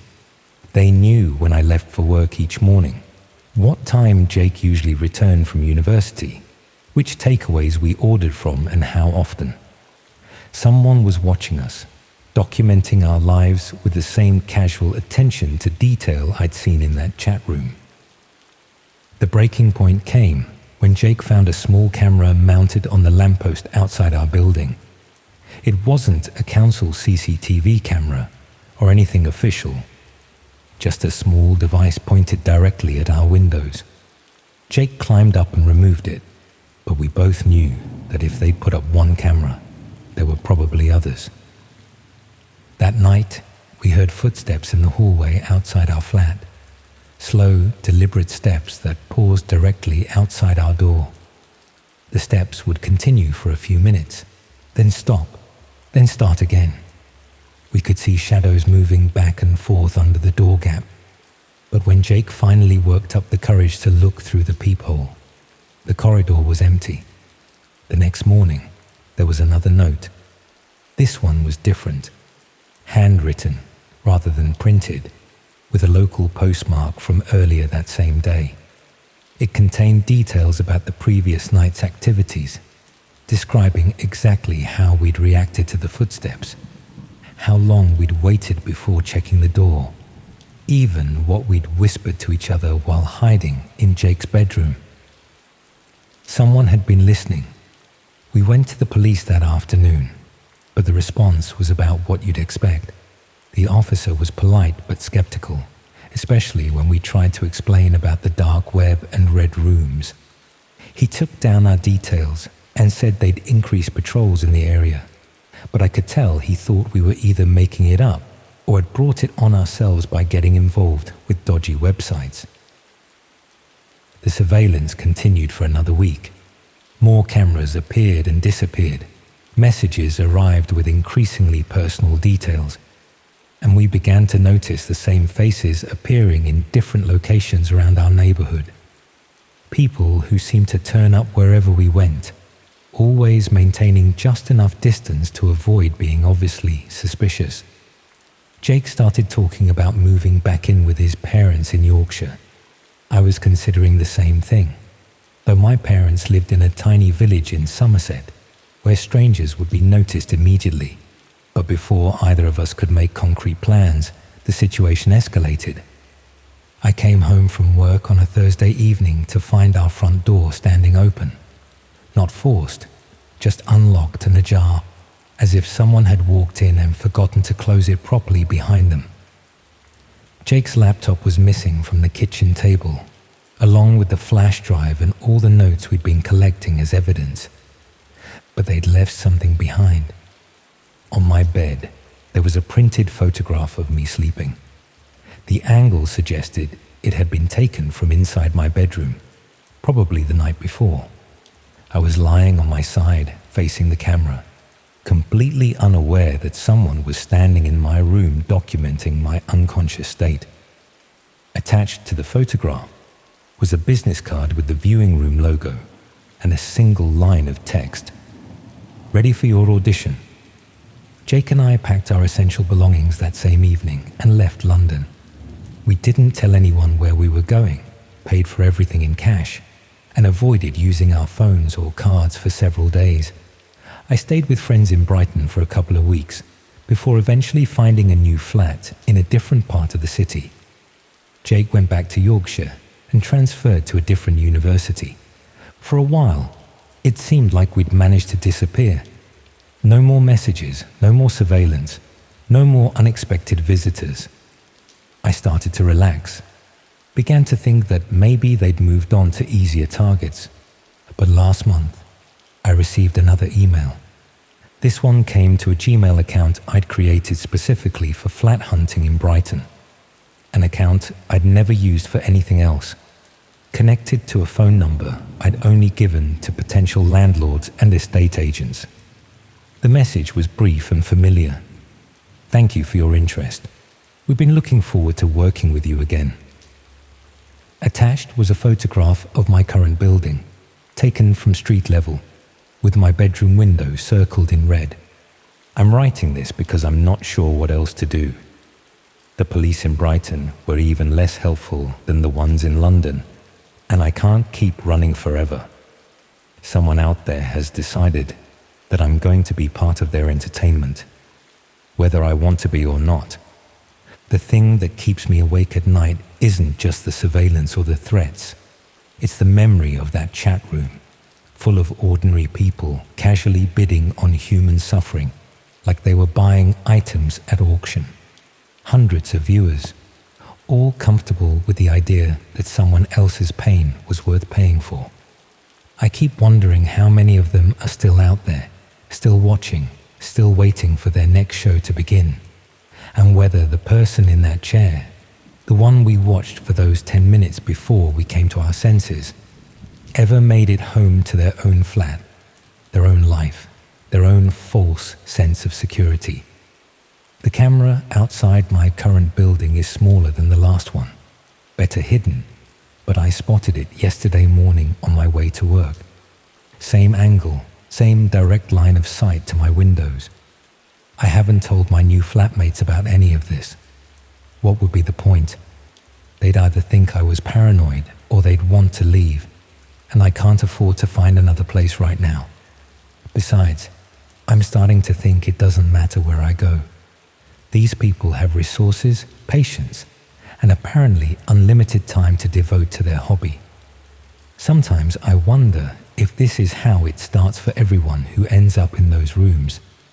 Maybe nobody volunteers. Maybe they all thought they were just curious observers, right up until the moment they realized they'd become the entertainment. The new email arrived this morning. Same professional tone, same polite language, but with a countdown timer embedded in the message. 72 hours until what they're calling my premiere performance. I'm not going to run this time. There's nowhere left to go, and I'm tired of looking over my shoulder. But I wanted to write this down, get it recorded somewhere, just in case. Maybe someone will read it and think twice before clicking on that suspicious link or plugging in that mysterious USB drive. Or maybe they'll read it and think it sounds made up, like something from a bad horror film.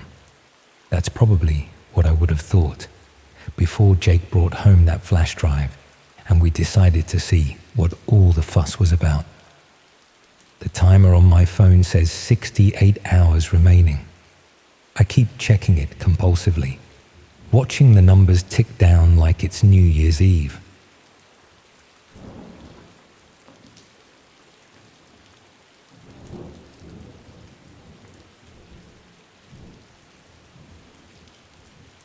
It takes a lot to get under my skin. Always has, even as a kid. Horror films, creepy stories around campfires, haunted houses at fun fairs. None of it ever really affected me. My friends used to think I was putting on a brave face. But the truth is, I just didn't find that stuff disturbing. I worked as a paramedic for 3 years in Manchester before switching to IT. So I've seen my share of real-life horror. Fictional scares just don't compare. But what happened last spring? Well, that's different. That's why I'm finally writing this down after months of sleepless nights. It started with a perfectly ordinary problem.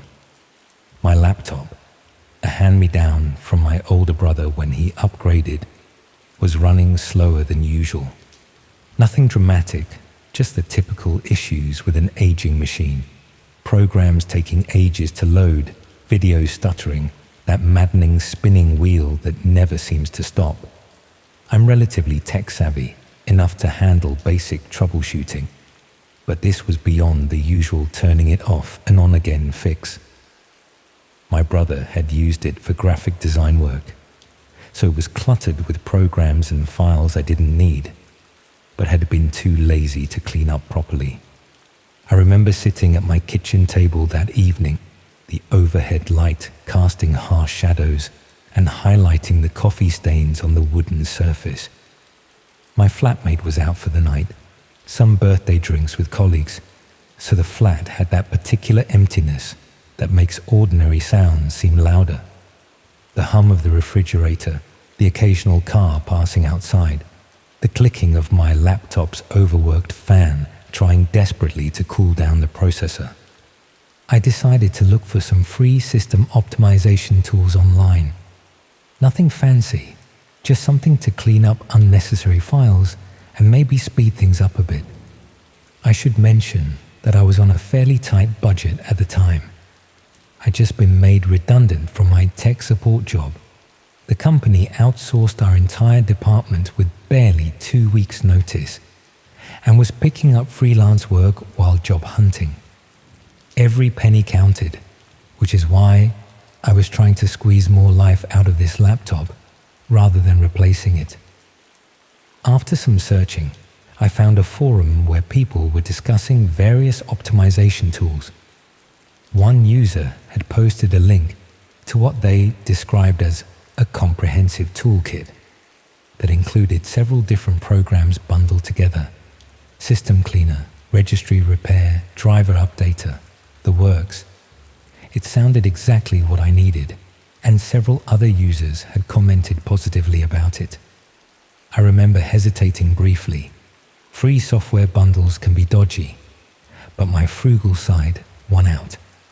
I clicked the link and started the download. While I waited, I made myself a cup of tea, absent-mindedly stirring in too much sugar as I scrolled through job listings on my phone. The wind had picked up outside, making the windows rattle slightly in their frames. Our flat was in an old Victorian conversion, full of character and drafts in equal measure. I pulled my hoodie sleeves over my hands, a habit from childhood that I'd never quite shaken. The download finished just as I was taking my first sip of tea, too hot, burning the tip of my tongue in that way that you know will annoy you for days. The installation process was straightforward enough. I clicked through the usual prompts, half reading the terms and conditions like most people do. In hindsight, I should have been more careful, more thorough. Maybe I would have noticed something. But then again, maybe not. Some dangers aren't clearly signposted. Once installed, the software opened to a simple dashboard showing various tools and options. I ran a system scan, which identified a surprising amount of junk files and registry issues. As it worked, I noticed my desktop now had several new shortcuts, typical for these kinds of bundles, which often install additional programs whether you want them or not. Most were labeled clearly registry cleaner, driver update, system monitor. But there was one that caught my eye because it seemed out of place. Just a simple icon labeled DNet Access. I hovered over it, trying to remember if I'd seen it during the installation process. The cursor seemed to lag slightly, which I attributed to the system scan running in the background. Curious, I double-clicked it. A small plain window opened with a loading bar and no other information. I waited, assuming it was some network diagnostic tool. After a few moments, the window changed to what looked like a login screen, but not for any service I recognized. The interface was minimalist, almost crude. Black background with simple white text, no graphics or branding. It requested a username and password, with a note below stating, "Guest access available." There was something oddly dated about the design, reminiscent of early internet pages before sleek interfaces became standard. I didn't have login credentials, obviously, so I clicked the guest access option. The screen changed again, this time showing what appeared to be a directory listing. Just file and folder names, no icons or preview options.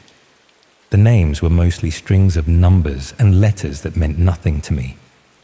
I scrolled through, wondering what kind of program this was and why it had been bundled with system optimization tools. I noticed my tea had gone cold. The radiator beneath the window was making that knocking sound it always did when it first heated up, and I pulled my sleeves down again against the chill. Outside, the streetlights had come on, casting an orange glow through the thin curtains. I checked the time, just past 9, but it felt later somehow. As I scrolled through the directory, one folder caught my attention. Live streams. That seemed relatively normal compared to the cryptic name surrounding it. Thinking it might be some kind of media player or streaming service, I clicked it. The folder expanded to show several subfolders labeled by date. They followed a pattern of year, month, day, and the most recent was from that very day. Curiosity got the better of me, my greatest fault, according to my mother, and I clicked on that day's folder. Inside were more folders, these labeled with timestamps. Again, I selected the most recent, which had been created just minutes earlier. The application suddenly switched to what appeared to be a video player. The screen was black momentarily, then flickered to life, showing what looked like a clinical setting. White walls, bright overhead lighting, stainless steel surfaces. My first thought was that I'd somehow accessed some kind of medical education platform, perhaps left over from my brother's university days. He'd studied biomedical science before switching to graphic design, and I wondered if this was some archived lecture or demonstration. The camera angle changed, revealing more of the room. It resembled an operating theatre, but something wasn't quite right. It lacked the organized professional appearance of a hospital setting. The equipment looked medical, but was arranged haphazardly. And there was a person, a man, I think, lying on what appeared to be a modified examination table. He wasn't moving, but I could see his chest rising and falling rapidly. There was a sinking feeling in my stomach then, a primal recognition that something was deeply wrong before my conscious mind had fully processed what I was seeing. I remember my fingers hovering over the trackpad, caught between the instinct to close the window immediately and a horrified paralysis that kept my eyes fixed on the screen. A figure moved into frame, wearing what looked like surgical scrubs and a mask. But again, not quite right. The mask wasn't medical standard, more like something you'd buy at a costume shop. They were pulling on latex gloves with deliberate, almost theatrical slowness. A chat window I hadn't noticed before was active on the right side of the screen, with messages scrolling by too quickly to read properly. My brain was desperately trying to rationalize what I was seeing. Maybe this was some kind of extreme performance art. Maybe a very realistic horror film being streamed. Maybe a simulation for medical or psychology students. Then the masked figure turned toward the camera and made a gesture that seemed like a greeting or acknowledgement. They moved to a small table beside them and picked up what appeared to be a scalpel. The chat window exploded with activity. I caught fragments of messages as they scrolled by, people expressing excitement, making requests, offering payment. With growing horror, I realized that the viewers weren't just watching this for educational purposes or even for some twisted entertainment. They were directing it, participating. The figure approached the table where the person lay. I could now see that the person was restrained, wrists, ankles, forehead bound with what looked like leather straps. They were conscious, eyes darting frantically, chest heaving with rapid breaths. There was no audio, but I could see their mouth moving behind some kind of gag. I felt physically ill. My hands were shaking so badly I could barely manage to move the cursor. I closed the window, then frantically looked for a way to uninstall the entire software bundle. My mind was racing, trying to process what I'd seen, while simultaneously trying to convince myself it wasn't real. But deep down, I knew. This wasn't acted. This wasn't simulated. The terror in that person's eyes was genuine. I was witnessing something happening in real time, something unspeakable. I managed to uninstall the software, my hands still trembling, sweat beading on my forehead despite the chill in the room. I ran a virus scan immediately afterward, then another with different software. I deleted the original installation file and emptied my recycle bin. I cleared my browser history and cache, though I hadn't used the browser to access whatever that was. I couldn't sleep that night. Every time I closed my eyes, I saw that clinical room, that masked figure, those terrified eyes. I kept telling myself to report it, but to who? And what exactly would I say? That I'd accidentally stumbled upon what appeared to be a live stream of torture, or worse, through some random software I'd downloaded. How would I explain that without sounding complicit somehow? And even if I did report it, what information could I actually provide that would help identify the location or the people involved? The next morning, I convinced myself that I needed more information before going to the authorities. I needed to understand what I'd found and gather some kind of evidence. It was a rationalization. I know that now. Part of me was morbidly curious, wanting confirmation that what I'd seen was real before, potentially making a fool of myself by reporting it. I created a virtual machine on my laptop, an isolated environment that wouldn't affect my main system, and reinstalled the software bundle. The DNet access shortcut appeared again. This time, I was more methodical, more careful. I took screenshots of everything, documented the directory structure, noted the timestamps. I didn't click on any livestream links, focusing instead on trying to gather information about what this service was and who was behind it. I discovered that DNet apparently stood for Dissection Network. There were archived files going back years, all organized by date and type of procedure. Reading the descriptions made me physically sick. I had to rush to the bathroom twice to vomit. This wasn't just some dark corner of the internet. It was an organized service catering to people with the most disturbing desires imaginable, allowing them not just to watch, but to direct acts of unimaginable cruelty.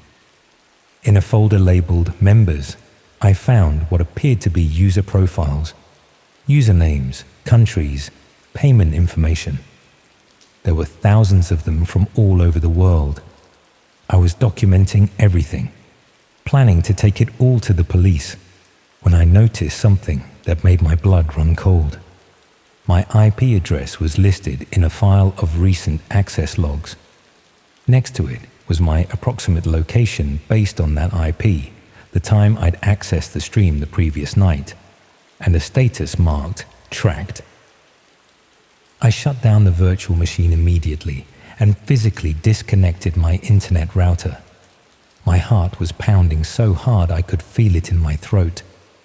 They knew I had accessed their service. They knew roughly where I was located, and they were tracking me. What followed were the most paranoid weeks of my life. I wiped my laptop completely, then sold it to a second-hand shop 2 towns over. I bought a new one with cash and never connected it to my home network. I stayed with a friend for a few days, making excuses about problems with my flat's heating. I considered going to the police multiple times but was paralyzed by fear, not just of the people behind that site, but also of not being believed or somehow being treated as a suspect myself. Eventually, I did make an anonymous report through an online portal, providing as much detail as I could remember without incriminating myself. I have no idea if anything came of it. I never heard anything on the news about a ring being busted or arrests being made. Sometimes I wonder if my report was even taken seriously, or if it just disappeared into a digital void. It's been 8 months now. I've moved twice since then. I use different coffee shops for internet access, never the same one too often. I've changed my phone number, my email addresses, even the name I use on social media. Probably excessive, but the fear lingers. Sometimes I wake up in the middle of the night, convinced I can hear someone trying the lock on my door. Sometimes I notice a car parked outside my flat for too long and find myself taking pictures of the license plate just in case. Most days, I manage to convince myself that I'm safe, that they wouldn't bother with someone who stumbled across their site accidentally and only viewed it briefly. I tell myself they have bigger concerns than tracking down every random person who finds them. But then I remember that file with my IP address and that word, tracked, and the fear comes flooding back. I'm writing this not as some creepypasta story or urban legend, but as a warning. The dark web isn't just some mysterious bogeyman that people exaggerate about. There are corners of it where the most depraved acts imaginable aren't just fantasized about, but performed on demand for anyone willing to pay. And sometimes, the entrance to those corners isn't hidden behind sophisticated encryption or secret passwords. Sometimes it's just a shortcut on your desktop that you click without thinking. I've just heard a notification sound from my new laptop. An email has arrived.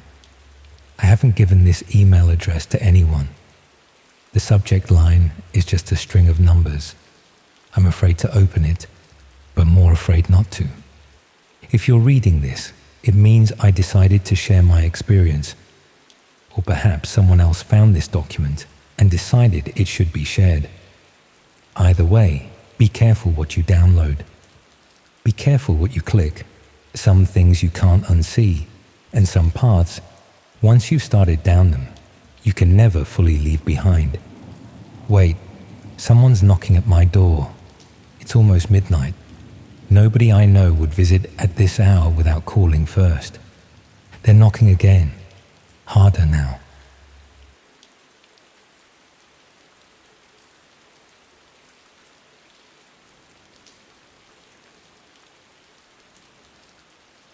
Imagine losing your job on a Tuesday and finding something that changes your entire understanding of human nature by the following weekend. That's essentially what happened to me last spring, though I suppose the sequence of events had been building for longer than I realized at the time. I'd been working as a freelance graphic designer in Leeds for the better part of 3 years. Nothing glamorous, mostly small business logos and website mock-ups, but it paid the rent on my bedsit and kept me fed. The work dried up gradually at first, then all at once when a couple of my regular clients decided to use AI tools instead of paying an actual person. Can't say I blame them really. Hard to compete with something that costs nothing and works around the clock. With suddenly abundant free time and a dwindling bank balance, I found myself spending more hours online than was probably healthy.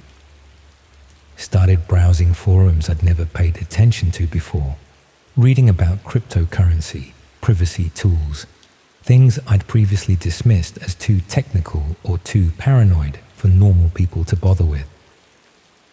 Someone in one of these forums mentioned the dark web in passing, describing it as a place where you could find anything if you knew where to look. The comment was quickly deleted by moderators, but it stuck in my mind.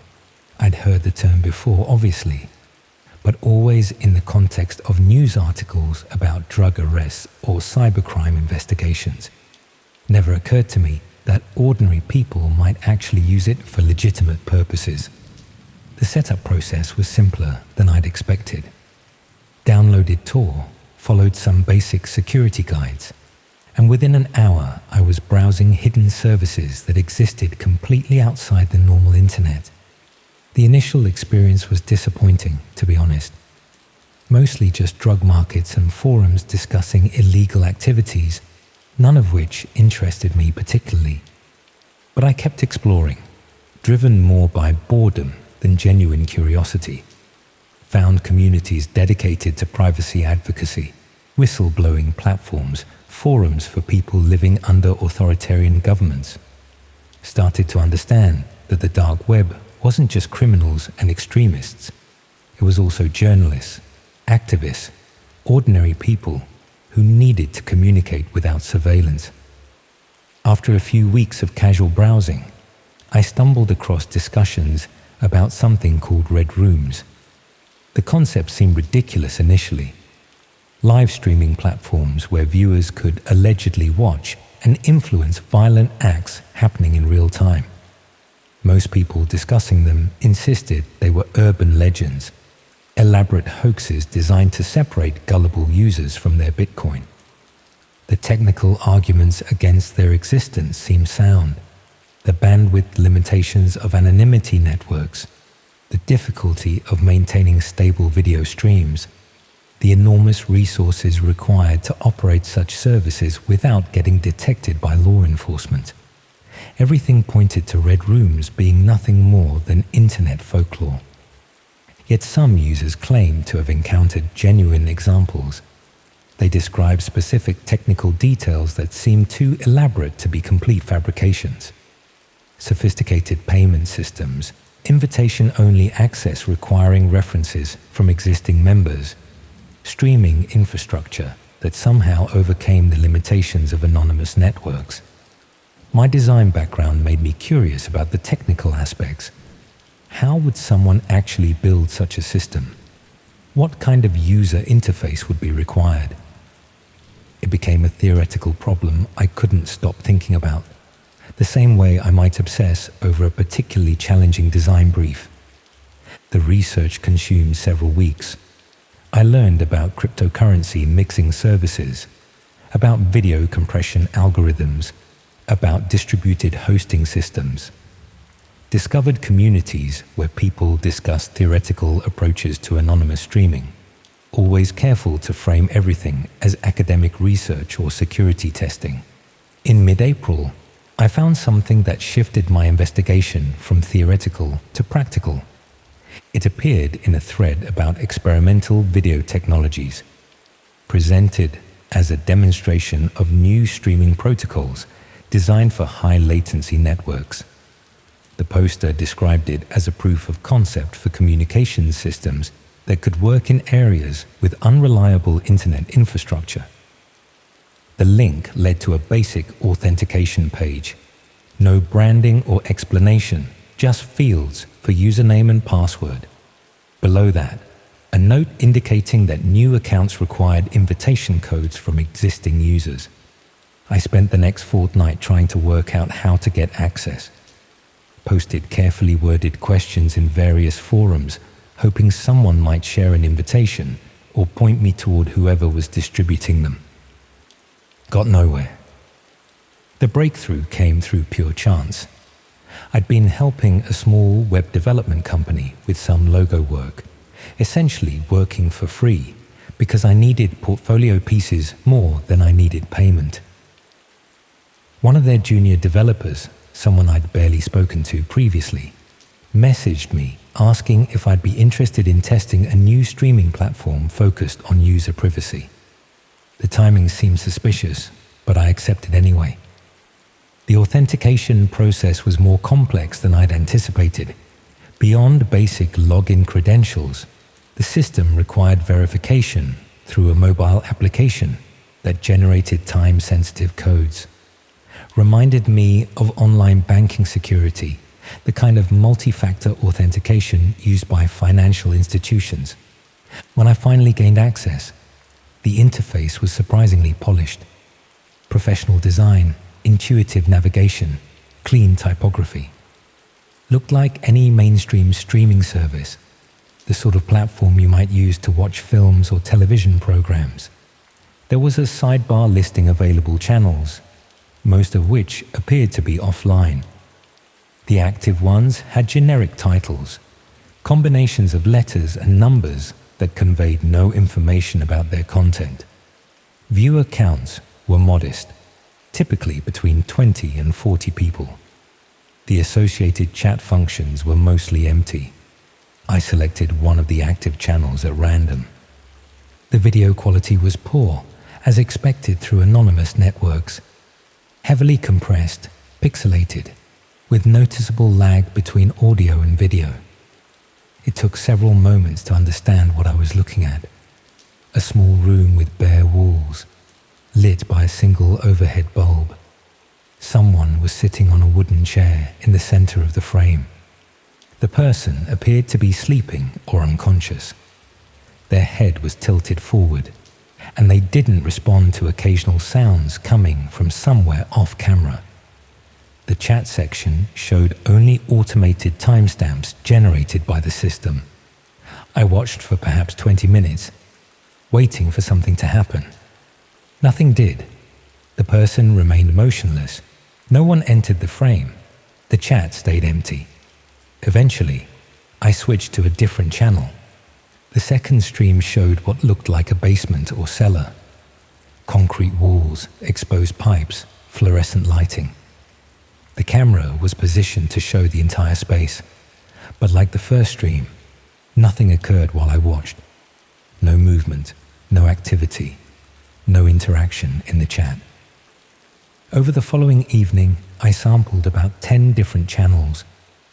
Most showed similar content: empty rooms, unconscious individuals, institutional or industrial settings. The production quality varied significantly. Some appeared professionally shot with multiple camera angles. Others looked like amateur recordings from cheap equipment. What puzzled me was the absence of the interaction these platforms supposedly offered.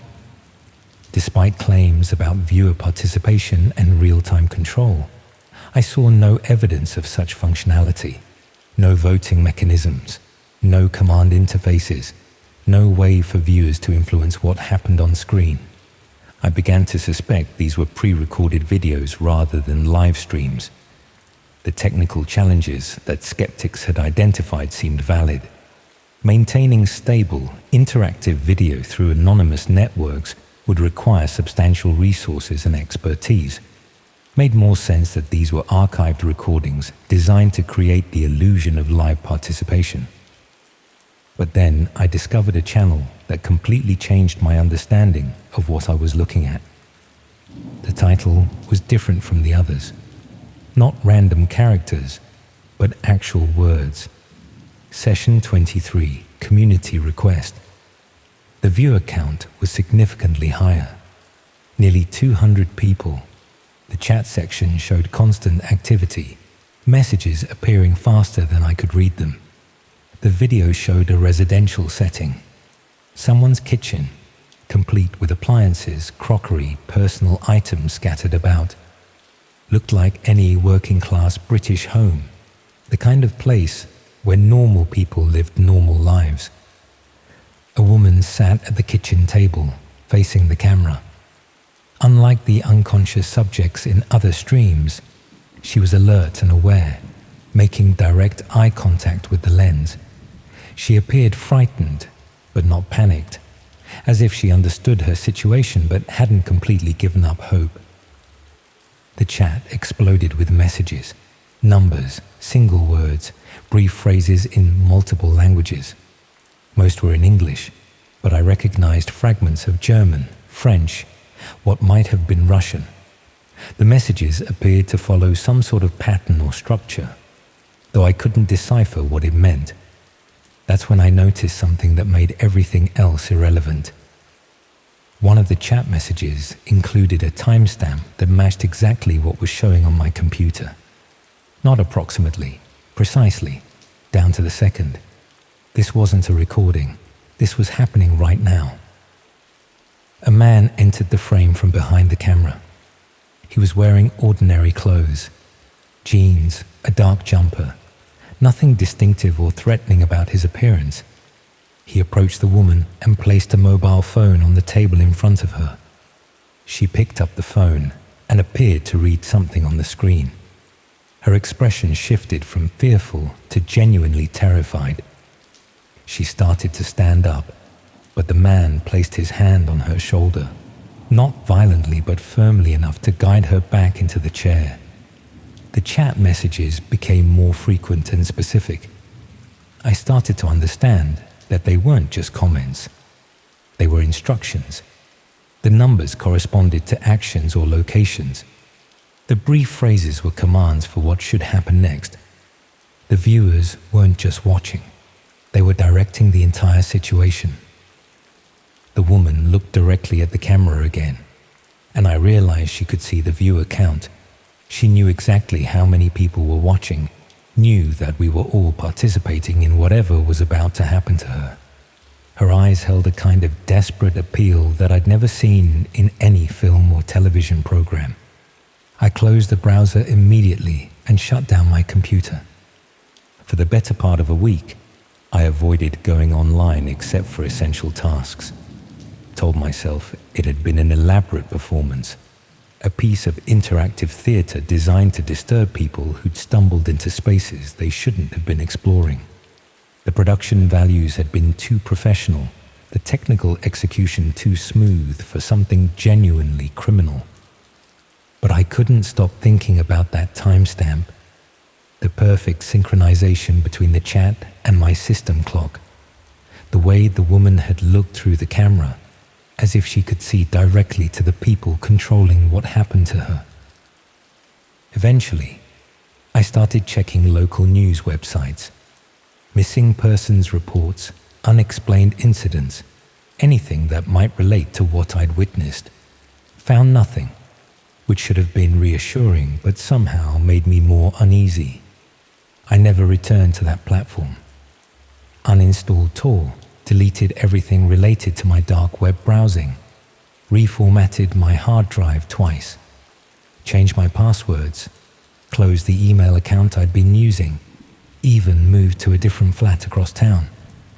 But moving doesn't change what you know, and the questions followed me to the new address. Had I witnessed something real, or had I been the subject of an elaborate psychological experiment? How do you verify something that exists entirely outside official channels, that leaves no trace in the legitimate world? That was 7 months ago. I eventually found new work, doing design projects for local businesses again. Tried to return to something resembling a normal routine. But sometimes, usually late at night, when I'm working on a project, I'll notice the time display on my computer and remember that moment of perfect synchronization. The worst part isn't wondering whether what I saw was genuine. The worst part is knowing that somewhere, right now, other people are watching similar streams, participating in similar situations, directing what happens to people whose faces they'll carry with them forever. And sometimes I wonder if my name is recorded somewhere, whether there's a database of everyone who accessed that platform, everyone who watched what I watched, everyone who closed their browsers when things became too real, whether someone, somewhere, is keeping track of witnesses. I've become considerably more careful about online security since then. Use VPNs for everything, monitor my network traffic, maintain operational security practices that most graphic designers have no reason to need. Not because I'm doing anything wrong, but because I can't shake the feeling that somewhere out there someone might still be keeping tabs on people like me. The internet feels different now. Every website I visit, every click I make, carries the knowledge of what exists in the spaces between legitimate services. The surface web that most people know is exactly that, a surface, hiding depths that most people never imagine are there. I still do design work, still help businesses with their branding, their websites, their marketing materials. But now, I understand that the threats people face online aren't just technical or financial, they're human. And the people who operate in those hidden spaces have resources and motivations that go far beyond what most of us can comprehend. Sometimes I get emails from technology companies, requests to test new platforms or privacy tools. I delete them without reading past the subject line. I've learned that curiosity, even professional curiosity, can lead you to places you can never really leave behind. The woman in that kitchen is somewhere right now, either living with the memory of what happened after I closed my browser or not living at all. I'll never know which, and that uncertainty has become a constant companion, following me through every ordinary day of my ordinary life. That's the real horror of these systems, not the violence or the voyeurism, but the way they create witnesses who can never speak about what they've seen. People who carry knowledge they can't share, bound by complicity they never intended to accept. I've never told anyone about this, not friends, not family, not the authorities. What would I say? That I found something on the dark web that might have been real? That I watched something terrible happen and then ran away? But I'm telling you now, and I'm not sure why. Maybe because keeping it secret has become its own kind of prison. Maybe because sharing it might somehow make it less real, less immediate, less present in my thoughts. Or maybe because I've started to suspect that creating witnesses was always the point. That the real purpose of these platforms isn't the content itself, but the people who stumble across them, who carry the knowledge forward through stories that can never be properly verified. Maybe by telling you this, I'm doing exactly what they wanted all along.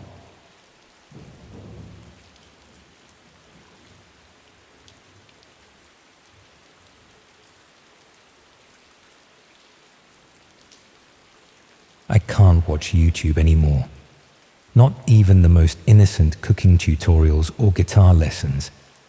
The moment a camera angle shifts unexpectedly, or someone laughs with a fraction too much enthusiasm, my mind immediately floods with images I've spent 2 years trying to forget. Blood pooling on polished hardwood floors, the reflection of ring lights in terrified eyes, the sound of a viewership counter ticking upward as unspeakable acts were performed for an invisible audience hidden in the darkest corners of the internet. Before that week in Brighton, I was just another aspiring content creator desperate for that elusive breakthrough moment. 23 years old with a moderately successful YouTube channel. 80,000 subscribers built over 3 grueling years of twice-weekly uploads, mostly commentary on gaming culture and tech reviews. Not exactly setting the algorithm on fire, but enough to occasionally receive sponsorship offers and free products. The grinding predictability of creating content while working part-time at a mobile phone shop had begun wearing me down. Each video feeling more formulaic than the last. Engagement metrics plateauing despite increasingly desperate attempts to capture attention in an oversaturated market. When the email arrived from Jules Harrison, content creator extraordinaire with 5 million subscribers and founder of the Spotlight Collective, I initially assumed it was spam or an elaborate prank. The Spotlight was legendary in UK YouTube circles, a collaboration house where Jules brought together up-and-coming creators for month-long residencies that typically resulted in massive subscriber growth for participants. Their videos, high-energy challenges, elaborate pranks, and carefully choreographed spontaneous moments dominated recommended feeds across multiple demographics. An invitation to their summer residency program was essentially a golden ticket, a shortcut past years of algorithm-chasing obscurity. The email contained the perfect blend of personalized appreciation and vague promises. Jules claimed to admire my authentic voice and untapped potential, suggesting that a month at the Brighton mansion they'd rented for the summer could elevate my content to its natural audience. I should have been suspicious of the flattery, should have questioned why someone with millions of followers would notice my modest channel. But validation is a powerful intoxicant when you've been shouting into the void for years, each upload meeting with increasingly diminished returns. Within days, I had rearranged my work schedule packed my equipment, and boarded a train to the south coast, nursing dreams of verification badges and sponsorship deals. The house itself was exactly what you'd expect from successful YouTubers. A sprawling Victorian mansion overlooking the sea, renovated with an aesthetic that balanced historical features with contemporary luxury and optimal filming conditions. Perfect natural lighting streamed through massive windows, every room equipped with professional-grade sound dampening and wall-mounted ring lights.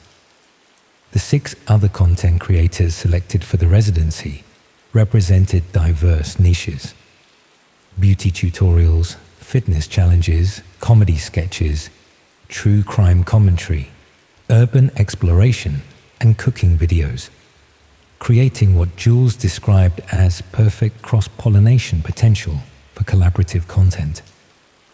The first few days proceeded exactly as promised. We filmed introductory content establishing the residency concept, participated in getting to know you challenges designed to showcase our personalities, and planned collaborative videos that would introduce each creator's audience to the others. Jules and his core team, 3 long-term collaborators who handled technical aspects, editing, and social media management, maintained a relentlessly upbeat atmosphere while guiding us through their proven content formulas. The resulting videos performed exceptionally well, my subscriber count jumping by thousands within days as the Spotlight's massive audience discovered my channel through cleverly structured collaborations.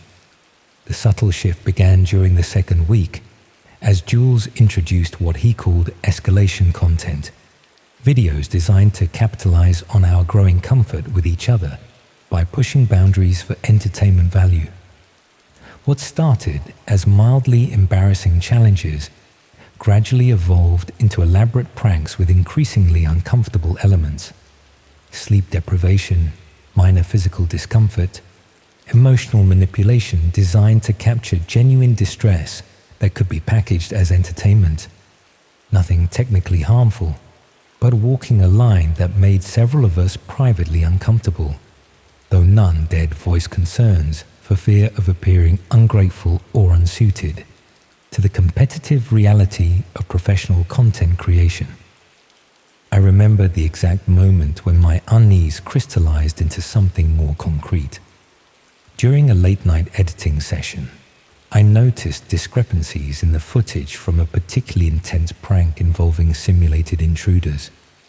The reactions Jules had captured seemed disproportionate to the scenario as I remembered it. Expressions of fear that exceeded what would be reasonable for something understood to be staged. Reviewing the raw footage more carefully, I noticed subtle cuts where reactions from different contexts had been spliced together, creating a narrative of escalating terror that hadn't actually occurred in the sequence shown. When I casually mentioned these observations to Mai, the beauty content creator who had become my closest ally in the house, she shared similar concerns about her own footage being manipulated to exaggerate emotional responses. More disturbing was her revelation that certain exclusive content was being filmed when some of us were sent on off-site activities, featuring the remaining residents in scenarios she described as significantly more intense than what appeared on the public channels. That night, unable to sleep and increasingly troubled by the pattern emerging, I made the fateful decision to investigate the technical setup in the basement media room, where all footage was processed and uploaded. The house was quiet, most residents exhausted from a particularly demanding day of filming. The media room door was locked, but the adjacent storage area connected through a partially concealed access point behind sound dampening panels, something I'd noticed earlier in the week while helping transport equipment. The computers were running, multiple monitors displaying editing interfaces with ongoing projects. What immediately caught my attention wasn't the familiar YouTube Studio interface, but several adjacent screens showing a completely different platform. Dark background, red accents, user interfaces displaying cryptocurrency values, and viewer counts. One monitor showed what appeared to be a private chat, where users with anonymized handles discussed upcoming episodes and intensity progression, alongside cryptocurrency bids for what they called direction privileges. With growing horror, I realized I was looking at the back end of a dark web broadcasting operation, one that ran parallel to the legitimate YouTube content. As I navigated through the file structure, the truth revealed itself with nauseating clarity. The Spotlight Collective's public channel was merely the sanitized, algorithm-friendly version of their actual product, a subscription-based dark web stream where the pranks, challenges, and interpersonal conflicts were staged at progressively more extreme levels for paying audiences who could influence events through bidding systems. The folder labeled Previous Residents contained material that confirmed my worst fears. These weren't just recordings of pranks, but documented psychological breaking points, moments where genuine distress had been deliberately engineered and captured. Most disturbing were subfolders with participants' names followed by finale designations containing footage never intended for public platforms. Scenarios where simulation gave way to actual harm, where the line between content and cruelty had been deliberately, methodically erased. I was so absorbed in this discovery that I failed to notice the door opening behind me. Jules's voice, stripped of its YouTube enthusiasm and speaking with clinical detachment, observed that I'd accelerated the schedule by discovering their operation prematurely. His tone suggested this was not an unexpected development, but rather a contingency they had prepared for, perhaps even a scenario that had played out with previous residents whose disturbing finale folders I'd just discovered.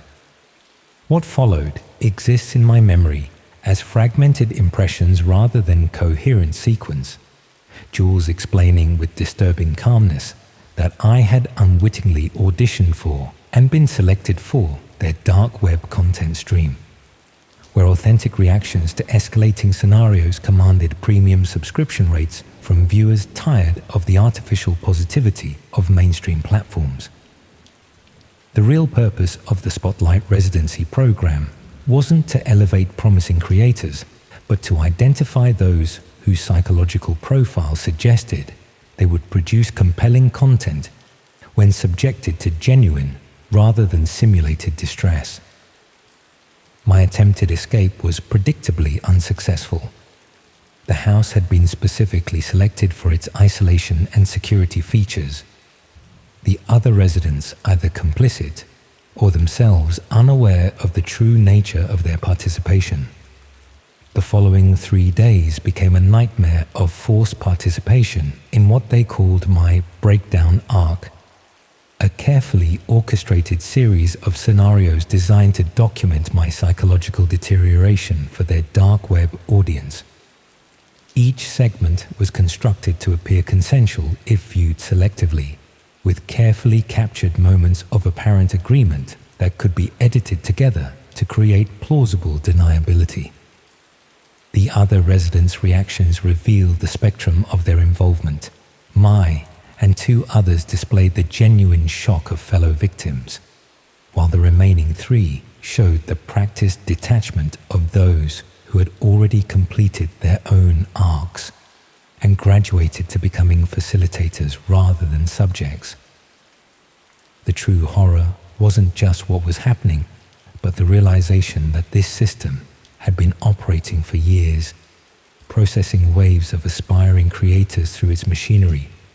Some discarded after providing sufficient content, others absorbed into the operation as their moral boundaries were systematically dismantled. My salvation came not through my own efforts, but through Mai's desperate initiative.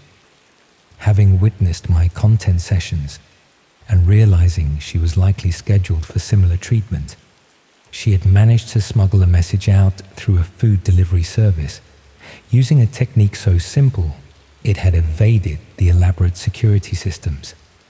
A note written in eyeliner on a delivery instruction slip, containing just enough information to raise alarms when received by someone outside the house's controlled environment.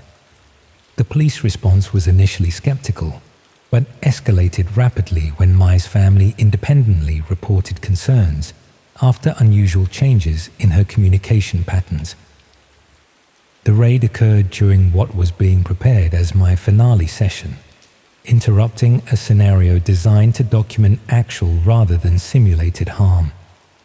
The resulting investigation uncovered not just the dark web broadcasting operation, but a cryptocurrency trail linking the Spotlight Collective to similar operations across multiple countries. A network of content houses where the boundaries between entertainment and exploitation had been deliberately, profitably erased. The legal aftermath continues even now, complicated by jurisdictional issues and the technical challenges of prosecuting crimes conducted through encrypted channels. Jules and 2 core team members remain in custody awaiting trial, while others negotiate reduced sentences in exchange for testimony. The victims, dozens identified across 3 years of operations, grapple with psychological trauma and the knowledge that footage of their worst moments continues to circulate in unreachable corners of the internet. I haven't posted online since that day. My channel remains dormant, comment sections filled with conspiracy theories and demands for explanation that I cannot bring myself to address.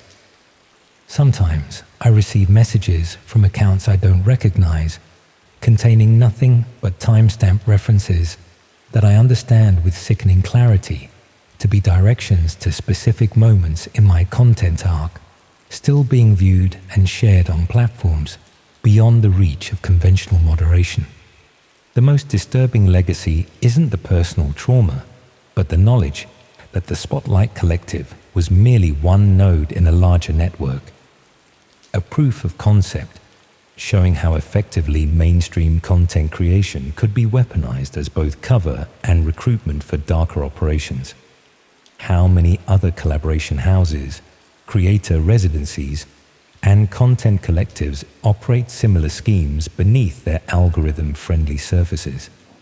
How many aspiring creators, desperate for visibility in an oversaturated market, are being evaluated not for their talent, but for their potential to generate compelling content when their consent is methodically, invisibly withdrawn?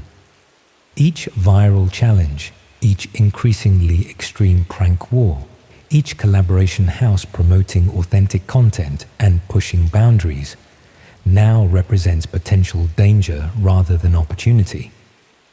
The possible visible surface of operations extending into depths where entertainment and atrocity become indistinguishable, where audiences transition from passive viewers to active directors of harm, where the desperate pursuit of visibility becomes vulnerability to those who see human breaking points as merely premium content for the darkest corners of the web.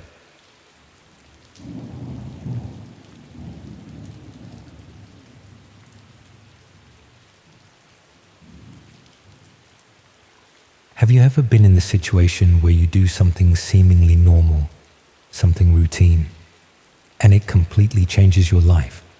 I'm curious, what would you do if you took your laptop in for a simple repair and end up discovering that the ordinary-looking guy in the computer shop is involved in things that would make your worst nightmares seem tame? That the person fixing your webcam issue has been using that same webcam to watch you for months? I work as a teaching assistant at a primary school in Coventry. There's nothing particularly exciting about my life. I help 7-year-olds with their reading, supervise playtime, and assist the main teachers with various administrative tasks. The pay isn't brilliant, but I enjoy working with children and the holidays are decent. Last autumn, my laptop started acting up. The webcam would activate randomly, the little green light flickering on for a few seconds before switching off again. Sometimes I'd catch it happening while I was using the computer. Other times I'd notice it had been on when I returned from making tea or using the bathroom. Initially, I assumed it was a software glitch. Ran virus scans, updated drivers, tried all the usual troubleshooting steps you find online. Nothing worked. If anything, the problem seemed to be getting worse. The camera would activate more frequently, sometimes staying on for several minutes at a time. Eventually, I decided to take it to a local repair shop.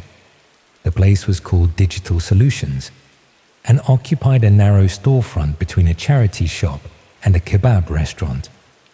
I'd walked past it hundreds of times but never really noticed it before. The kind of business that blends into the background of everyday urban life. The owner was a middle-aged man named Trevor, who seemed knowledgeable about computers and quoted reasonable prices for the repair work. He explained that webcam issues were common, usually caused by corrupted drivers or malware infections. Said he'd need to keep the laptop for a few days to run comprehensive diagnostics and clean up the system. I dropped it off on a Wednesday morning and was told it would be ready by the weekend. Trevor provided a receipt and assured me that all customer data would remain private and secure during the repair process. That evening, I realized how much I relied on my laptop for basic activities, checking emails, browsing social media, watching streaming services before bed. Without it, I found myself with unexpectedly free time and nothing particular to do with it. On Thursday evening, I decided to walk past the shop to see if it was still open. The storefront was dark, but I could see light coming from what appeared to be a back office or workshop area. Trevor was working late, presumably fixing computers like mine. As I walked past, something caught my attention. Through the window, I could see multiple computer screens displaying what looked like video feeds. Not the typical desktop view you'd expect from computer repair work, but actual video streams showing various rooms and locations. I slowed down to get a better look, trying to appear casual while examining what was visible through the window. The video feeds showed different domestic spaces, bedrooms, living rooms, home offices. Most appeared to be empty, though a few showed people going about their normal evening routines. My first thought was that Trevor might be running some sort of security monitoring service alongside his computer repair business. Many small business owners take on multiple revenue streams to make ends meet. Nothing particularly suspicious about that. But something felt off about what I was seeing. The camera angles were wrong for professional security installations. Too intimate, too focused on private spaces rather than entry points or valuable items. These looked more like hidden cameras than security systems.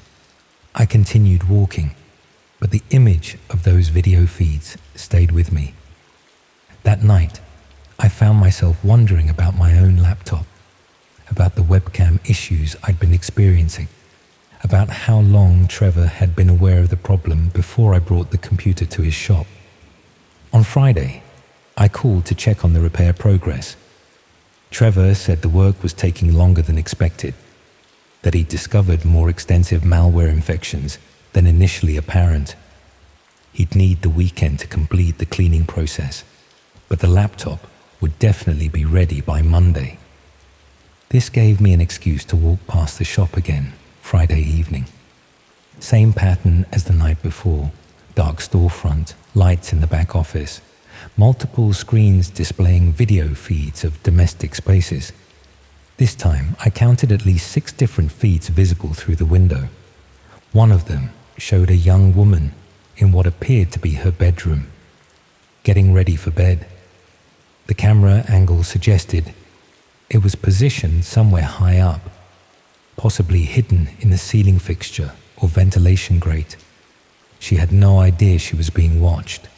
Another feed showed a family watching television in their living room.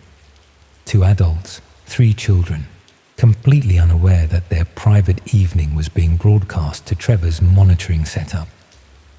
The camera quality was good enough to make out facial features and read text on the television screen. I realized I was looking at a surveillance operation, not a security service. These were people being watched without their knowledge or consent, probably through compromised webcams in devices they'd brought to Trevor for repair, devices like my laptop. When I collected my computer on Monday, Trevor was friendly and professional, explained that he'd removed several malware infections and updated all the security software, said the webcam issues should be completely resolved, and provided documentation of all the work he'd performed. I paid the repair fee and took the laptop home, but I couldn't shake the feeling that something was fundamentally wrong with the entire situation. That evening, I covered the webcam with electrical tape and began researching how to detect covert surveillance software.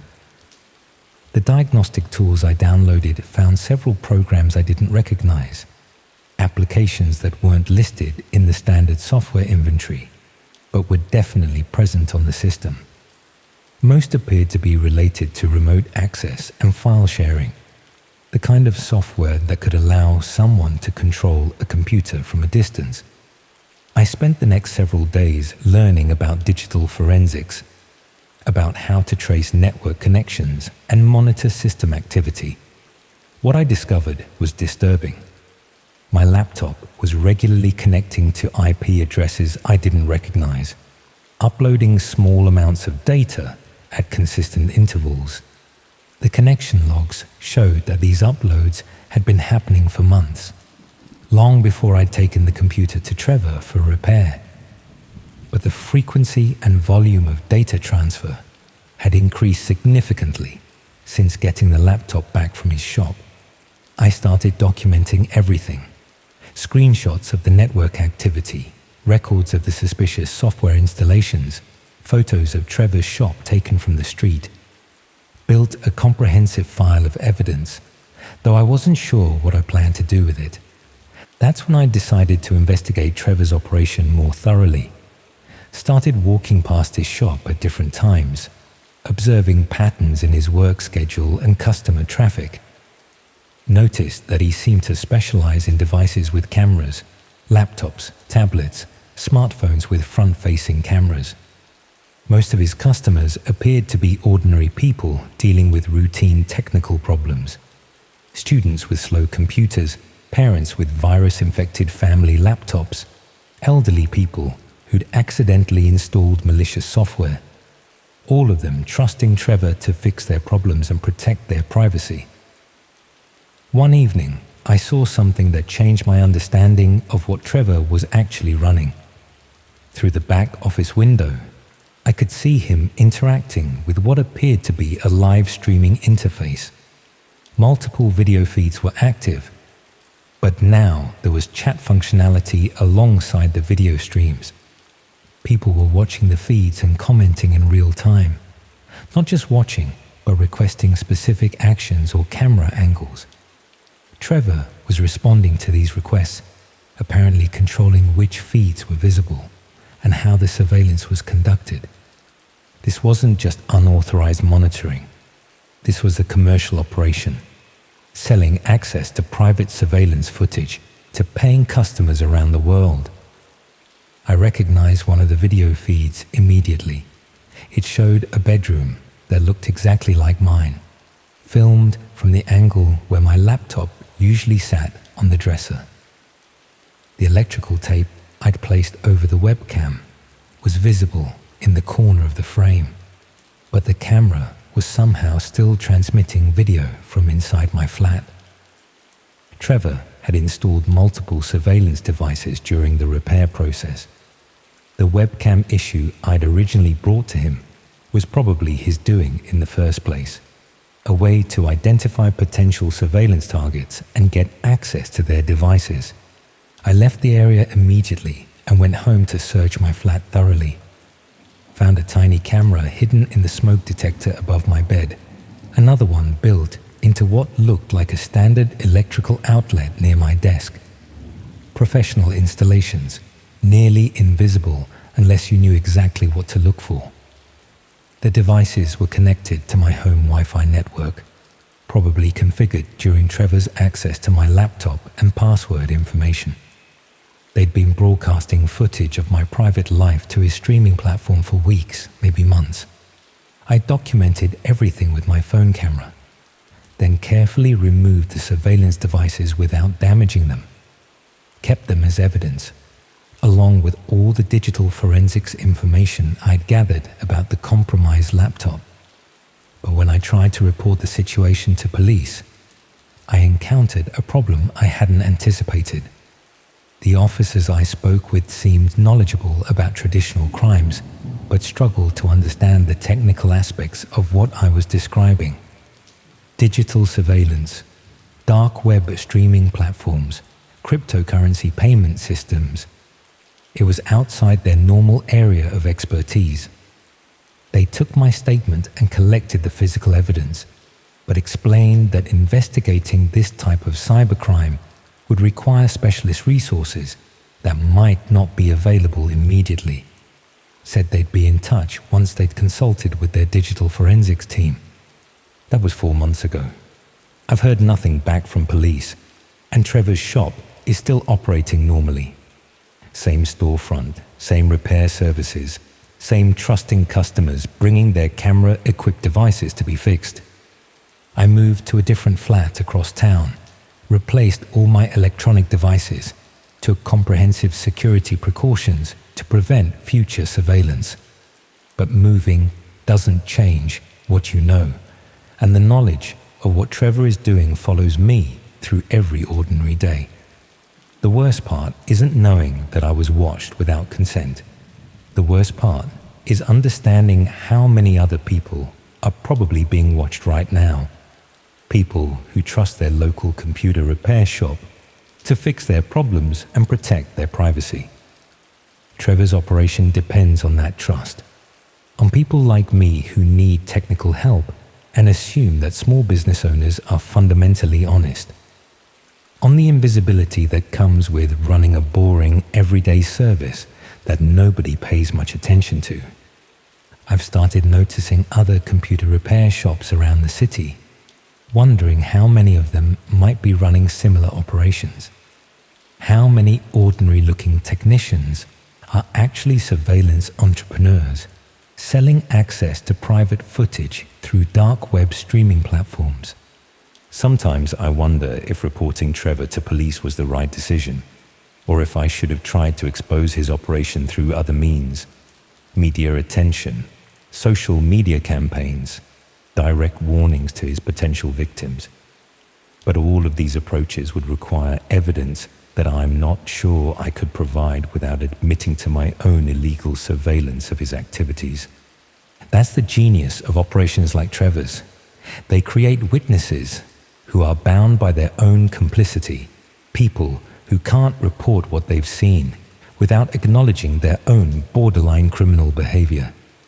I've never told anyone else about this experience. Not colleagues, not friends, not family members. What would I say? That my computer repair guy was running a surveillance operation, and I discovered it by spying on his business. That I removed hidden cameras from my own flat, but can't prove where they came from. But I'm telling you now, and I'm not entirely sure why. Maybe because the weight of keeping it secret has become too much. Maybe because sharing it might somehow make it less real, less immediate, less present in my daily thoughts. Or maybe because I've started to suspect that creating witnesses was always part of Trevor's business model. That people like me who discover what he's doing are meant to discover it, meant to carry the knowledge forward through stories that can never be properly verified. Maybe the real product isn't just the surveillance footage, but the awareness that such surveillance is possible, the understanding that any electronic device could be compromised, that any repair technician could be more than they appear to be. Trevor is still operating his shop, still fixing computers and installing surveillance equipment, still running his streaming platform for customers around the world. And somewhere in Coventry, other people are probably walking past his storefront right now, thinking about getting their webcam issues fixed by a friendly, knowledgeable local businessman. Maybe by telling you this, I'm doing exactly what Trevor's operation requires to survive and spread. Creating awareness, planting seeds of paranoia, making people more conscious of the surveillance possibilities that exist in their ordinary digital lives. Maybe that's how these things work. Not just through the technical infrastructure of hidden cameras and streaming platforms, but through the social infrastructure of witnesses who carry the knowledge forward, who ensure that the awareness of such possibilities becomes part of the general consciousness. I still work at the primary school, still help children with their reading, still live a fundamentally ordinary life. But now I understand that ordinary life exists alongside operations like Trevor's, that the surface of everyday business conceals activities that most people never imagine are happening. And sometimes, late at night, when I'm alone in my new flat with my new laptop, I find myself wondering if Trevor was really working alone, or if he was part of something larger. A network of repair shops and surveillance operations, all feeding content to the same streaming platforms, all serving the same global audience of people who pay to watch strangers in their most private moments. That might be the most disturbing possibility of all.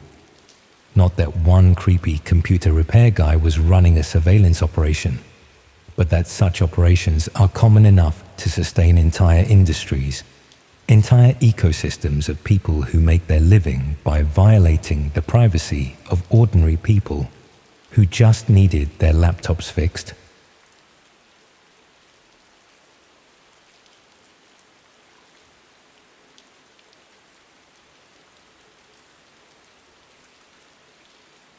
What if I told you that clicking on the wrong link could change everything you thought you knew about human nature? That somewhere beneath the surface of the internet you use every day, there are spaces where the worst impulses of humanity play out in real time, watched by ordinary people who've stumbled too far down the rabbit hole. I'm a marketing consultant from Manchester. Nothing particularly exciting about my life. I help small businesses figure out their online presence, manage their social media, that sort of thing. Last autumn, between clients, I found myself with too much time and a dangerous amount of curiosity about the parts of the internet I'd only heard whispered about in tech forums. It started with a legitimate research project. One of my clients had been targeted by online harassment, and I wanted to understand how these campaigns typically operated. Someone mentioned that the real coordination often happened on the dark web, away from the scrutiny of mainstream platforms. Setting up Tor felt like crossing a line I shouldn't cross, but I told myself it was just research, professional development. The first few weeks were disappointing, to be honest. Mostly just drug markets and forums discussing things that would get you arrested if you posted them on Facebook. The whole thing felt less sinister than I'd expected, more like a slightly seedy car boot sale than the digital underworld I'd imagined. But then I started hearing about red rooms. The concept seemed absurd at first. Live streams where viewers could supposedly watch and influence violent acts happening in real time. Most people I encountered online dismissed them as elaborate hoaxes, digital urban legends designed to part gullible people from their Bitcoin. The technical challenges alone made it seem implausible. The bandwidth limitations of anonymity networks, the difficulty of maintaining stable connections, the enormous resources required to operate such services without getting caught. Yet some users insisted they'd encountered the real thing. They described details that seemed too specific to be complete fabrications. Hidden payment systems using obscure cryptocurrencies, invitation-only access requiring vouchers from existing members, sophisticated streaming infrastructure that somehow worked despite the limitations of anonymous networks. My professional instincts kicked in. How would someone actually build such a system? What kind of technical infrastructure would be required? It became a puzzle I couldn't let go. The same way I might obsess over a particularly challenging marketing campaign or branding problem. The research consumed my evenings for months. I learned about cryptocurrency mixing services, about layered VPN systems, about streaming protocols designed for unreliable connections. I discovered communities where people discussed theoretical approaches to anonymous video distribution, always careful to frame everything as academic security research. Around Christmas time, I found something that changed the trajectory of my investigation entirely. It was buried in a discussion about experimental streaming technology, presented not as anything sinister, but as a demonstration of new protocols designed for secure communications. The poster claimed it was a proof of concept for a system that could work in authoritarian countries with heavy internet censorship. The link led to a sparse login page. No branding, no explanation, just username and password fields. Below that, a note indicating that new accounts required an invitation code from an existing member. I should have closed that browser tab immediately. Instead, I spent the better part of January trying to work out how to get access. The breakthrough came through my legitimate work. I'd been helping a small cybersecurity firm with their content marketing, writing blog posts about privacy tools and network security. One of their consultants, someone I'd worked with on several projects, sent me a private message asking if I'd be interested in beta testing a new streaming platform designed for privacy-conscious users. The timing felt like more than coincidence. I accepted. The authentication process was more sophisticated than I'd expected. Beyond basic credentials, the system required verification through a custom application that generated time-sensitive codes. It reminded me of the security systems used by online banking, the kind of multi-factor authentication you'd expect from financial institutions. When I finally gained access, I was struck by how professional everything looked.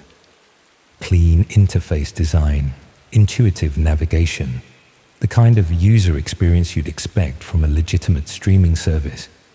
There was a list of available channels on the left, chat functionality on the right, and a video player dominating the center of the screen. Most channels appeared to be offline. The active ones had cryptic titles, usually just random combinations of letters and numbers. Viewer counts were relatively low, rarely more than 50 or 60 people. The chat sections were mostly empty, with only occasional messages in languages I couldn't identify. I clicked on one of the active channels. The video quality was poor, as expected through anonymity networks, pixelated, choppy, with noticeable delays. It took several seconds to understand what I was looking at. A small room with concrete walls, lit by harsh fluorescent lighting. In the center, a metal chair with someone sitting in it. The person appeared unconscious or heavily sedated. Their head lolled forward, unresponsive to sounds coming from somewhere off camera. The chat section remained empty except for automated system messages noting the timestamp. I watched for perhaps 15 minutes, waiting for something to happen. Nothing did. The person didn't move. No one entered the frame. The chat stayed silent. Eventually, I switched to another channel. The second stream showed what looked like an abandoned warehouse. Concrete floors, rusted metal fixtures, industrial lighting casting harsh shadows. The camera was positioned to show the entire space, but like the first stream, nothing happened while I watched. No movement, no sound, no activity in the associated chat. Over the following hours, I sampled roughly a dozen different channels. Most showed similar scenes, empty rooms, unconscious or restrained individuals, industrial or basement settings. The production values varied dramatically. Some appeared professional, with multiple camera angles and clear audio. Others looked like amateur recordings from mobile phones or cheap webcams. What struck me most was the absence of the interaction I'd expected. Despite claims that these platforms allowed viewer participation, I saw no evidence of real-time control or influence. No voting mechanisms, no polling systems, no way for viewers to communicate with whoever was operating the streams. The chat functions existed but remained largely unused. I began to suspect I was looking at elaborate recordings rather than live content. The technical limitations that skeptics had pointed out seemed valid.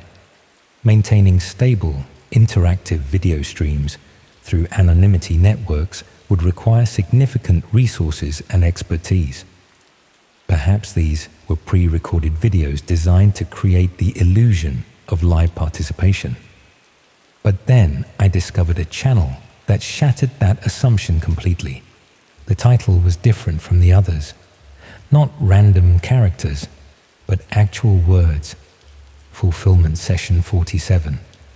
The viewer count was significantly higher, over 100 people. The chat section showed active messages, though they were mostly numbers and brief phrases that meant nothing to me initially. The video showed a residential setting rather than the industrial spaces I'd seen before. Someone's sitting room, complete with furniture, decorations, family photographs on the mantelpiece. It looked normal, comfortable, like any middle-class British home you might visit.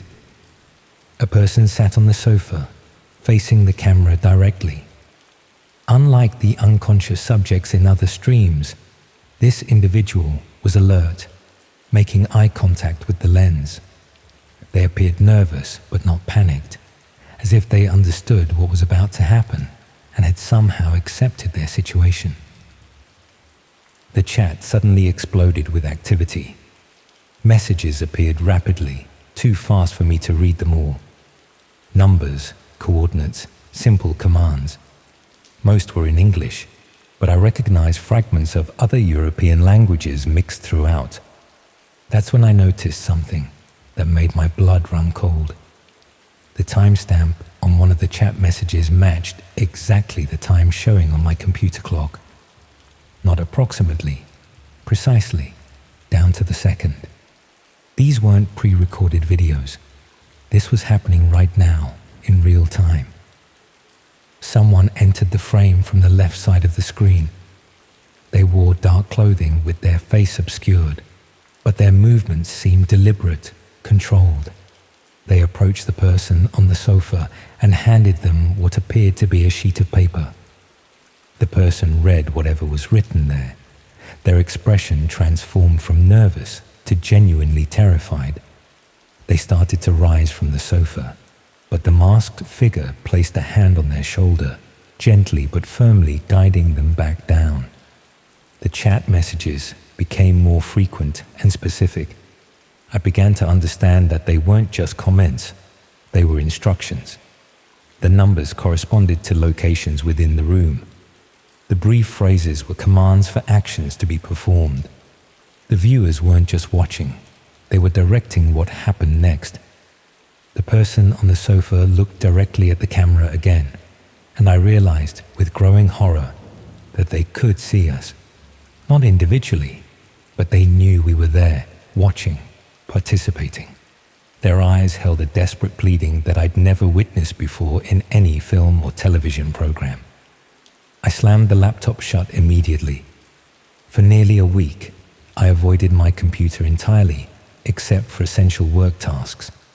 I told myself it had been an elaborate hoax, a piece of performance art designed to disturb people like me who'd wandered into spaces we had no business exploring.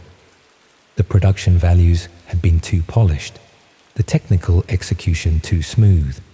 Surely real criminal operations don't invest that kind of effort into user experience design. But I couldn't stop thinking about that timestamp. The perfect synchronization between the chat messages and my system clock. The way the person on the sofa had looked through the camera, as if they could see directly to the people watching on the other side. After 4 days, I began checking local news websites obsessively. Missing persons reports, unexplained incidents, anything that might connect to what I'd witnessed. I found nothing, which should have been reassuring, but somehow made everything worse. I never returned to that platform. I uninstalled Tor, deleted the cryptocurrency wallets I'd created during my research, reformatted my hard drive multiple times. I changed all my passwords, switched to new email providers, even replaced my router with a different model from a different manufacturer. But the questions remained. Had I witnessed something real, or had I been subjected to an elaborate psychological experiment? How do you verify something that exists entirely in the shadows, that leaves no trace in the legitimate world? 8 months have passed since then. I've attempted to return to my normal routine, focusing on client work, avoiding the darker corners of the internet entirely. But sometimes, late at night, when I'm working on a campaign or reviewing analytics, I'll notice the timestamp in the corner of my screen and remember that moment of perfect synchronization. The worst part isn't wondering whether what I saw was real. The worst part is knowing that somewhere out there, other people are still watching, still participating, still directing what happens to individuals whose faces they'll never be able to forget. And sometimes I wonder if there's a record somewhere of everyone who accessed that platform, everyone who watched what I watched, everyone who closed their laptops at the crucial moment. Whether my name is on a list, whether someone, somewhere, is still keeping track. I've become more paranoid about online security since then. I monitor my network traffic regularly, check my systems for unusual activity, maintain better operational security practices than any marketing consultant has any reason to need. Not because I'm doing anything wrong now, but because I can't shake the feeling that someone, somewhere, might still be watching me. The internet feels fundamentally different now. Every click, every page load, every moment of connectivity carries the weight of knowing what's possible in the spaces between legitimate websites. The surface web that most people know is exactly that, a surface concealing depths that most people never imagine exist. I still work in marketing. I still help businesses establish their online presence, manage their digital communications, build their brands. But now I understand that the threats aren't just technical or competitive, they're human. And the people who operate in those hidden spaces have resources, expertise, and motivations that go far beyond what most of us can comprehend. Sometimes I receive emails from technology companies, invitations to test new privacy tools, requests to review anonymity-focused platforms. I delete them immediately without reading past the subject line. I've learned that curiosity, even professional curiosity, can lead you to places you can never truly leave behind. The person on that sofa is still out there somewhere, or they're not. I'll never know which, and that uncertainty follows me through every day, every project, every quiet moment when I'm alone with my thoughts and my computer screen. That's the real horror of it all. Not knowing becomes its own kind of prison, and the people who build these systems understand that perfectly. They know that witnesses are bound by their complicity, that knowledge becomes a burden too heavy to share with anyone who might actually be able to help. I've never told anyone about this experience. Not friends, not family, not the police. Who would believe it? And what would I tell them? That I found something on the dark web that might have been real. That I watched something I shouldn't have watched and then fled. But I'm telling you now, and I'm not entirely sure why. Perhaps because the weight of keeping it secret has become unbearable. Perhaps because I hope that sharing it will somehow make it less real, less immediate, less present in my daily thoughts. Or perhaps because I've started to suspect that the real purpose of those streams isn't the content itself. Perhaps it's creating witnesses, people who carry the knowledge of what's possible, who spread that knowledge through whispers and implications and stories that can never be properly verified. Perhaps I'm doing exactly what they intended me to do all along.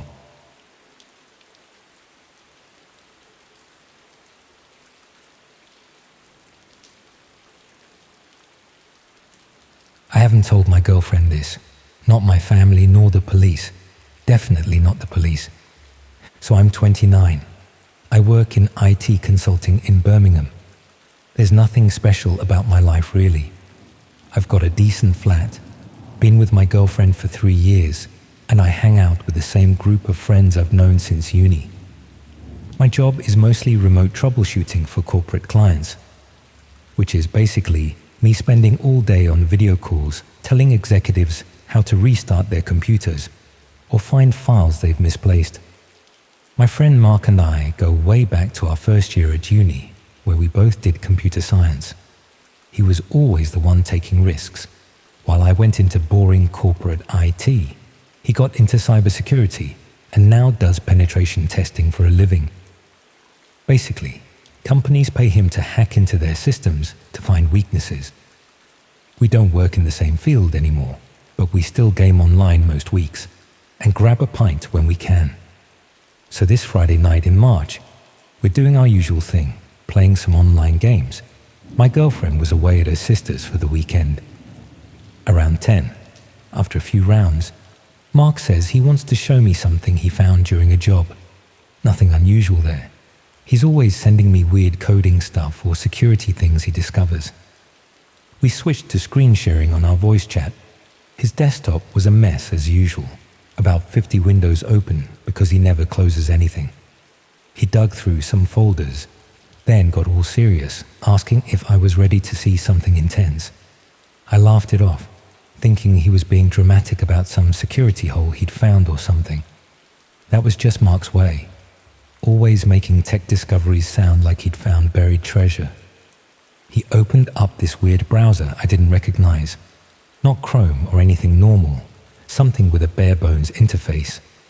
When I asked about it, he said it was for accessing the dark web, all configured with security stuff and anonymizing features. That got my attention. I mean, I knew what the dark web was, that hidden part of the internet, where all the dodgy stuff happens, but I'd never had any reason to go there myself. Mark explained that during a job, he'd found some login credentials that led him into some pretty dark places online. He'd found what he called mind-blowing, some live streaming site that showed reality without filters. The way he described it, I thought maybe it was just some extreme version of reality TV or banned content too graphic for YouTube or something. Looking back, I should have noticed something was off. Mark's usually pretty chilled, but that night he had this weird energy, like nervous, but excited at the same time. Not like him at all. But I didn't think much of it then, just went along, because I was curious what had got him so worked up. He went through a bunch of login screens and eventually got to this site. Black background, red text, very basic looking.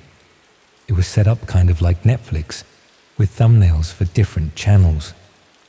Most were dark or just showing shadows, but one was active with what looked like a brightly lit room. Mark clicked on it and it filled the screen. What I saw was what looked like a basement or warehouse.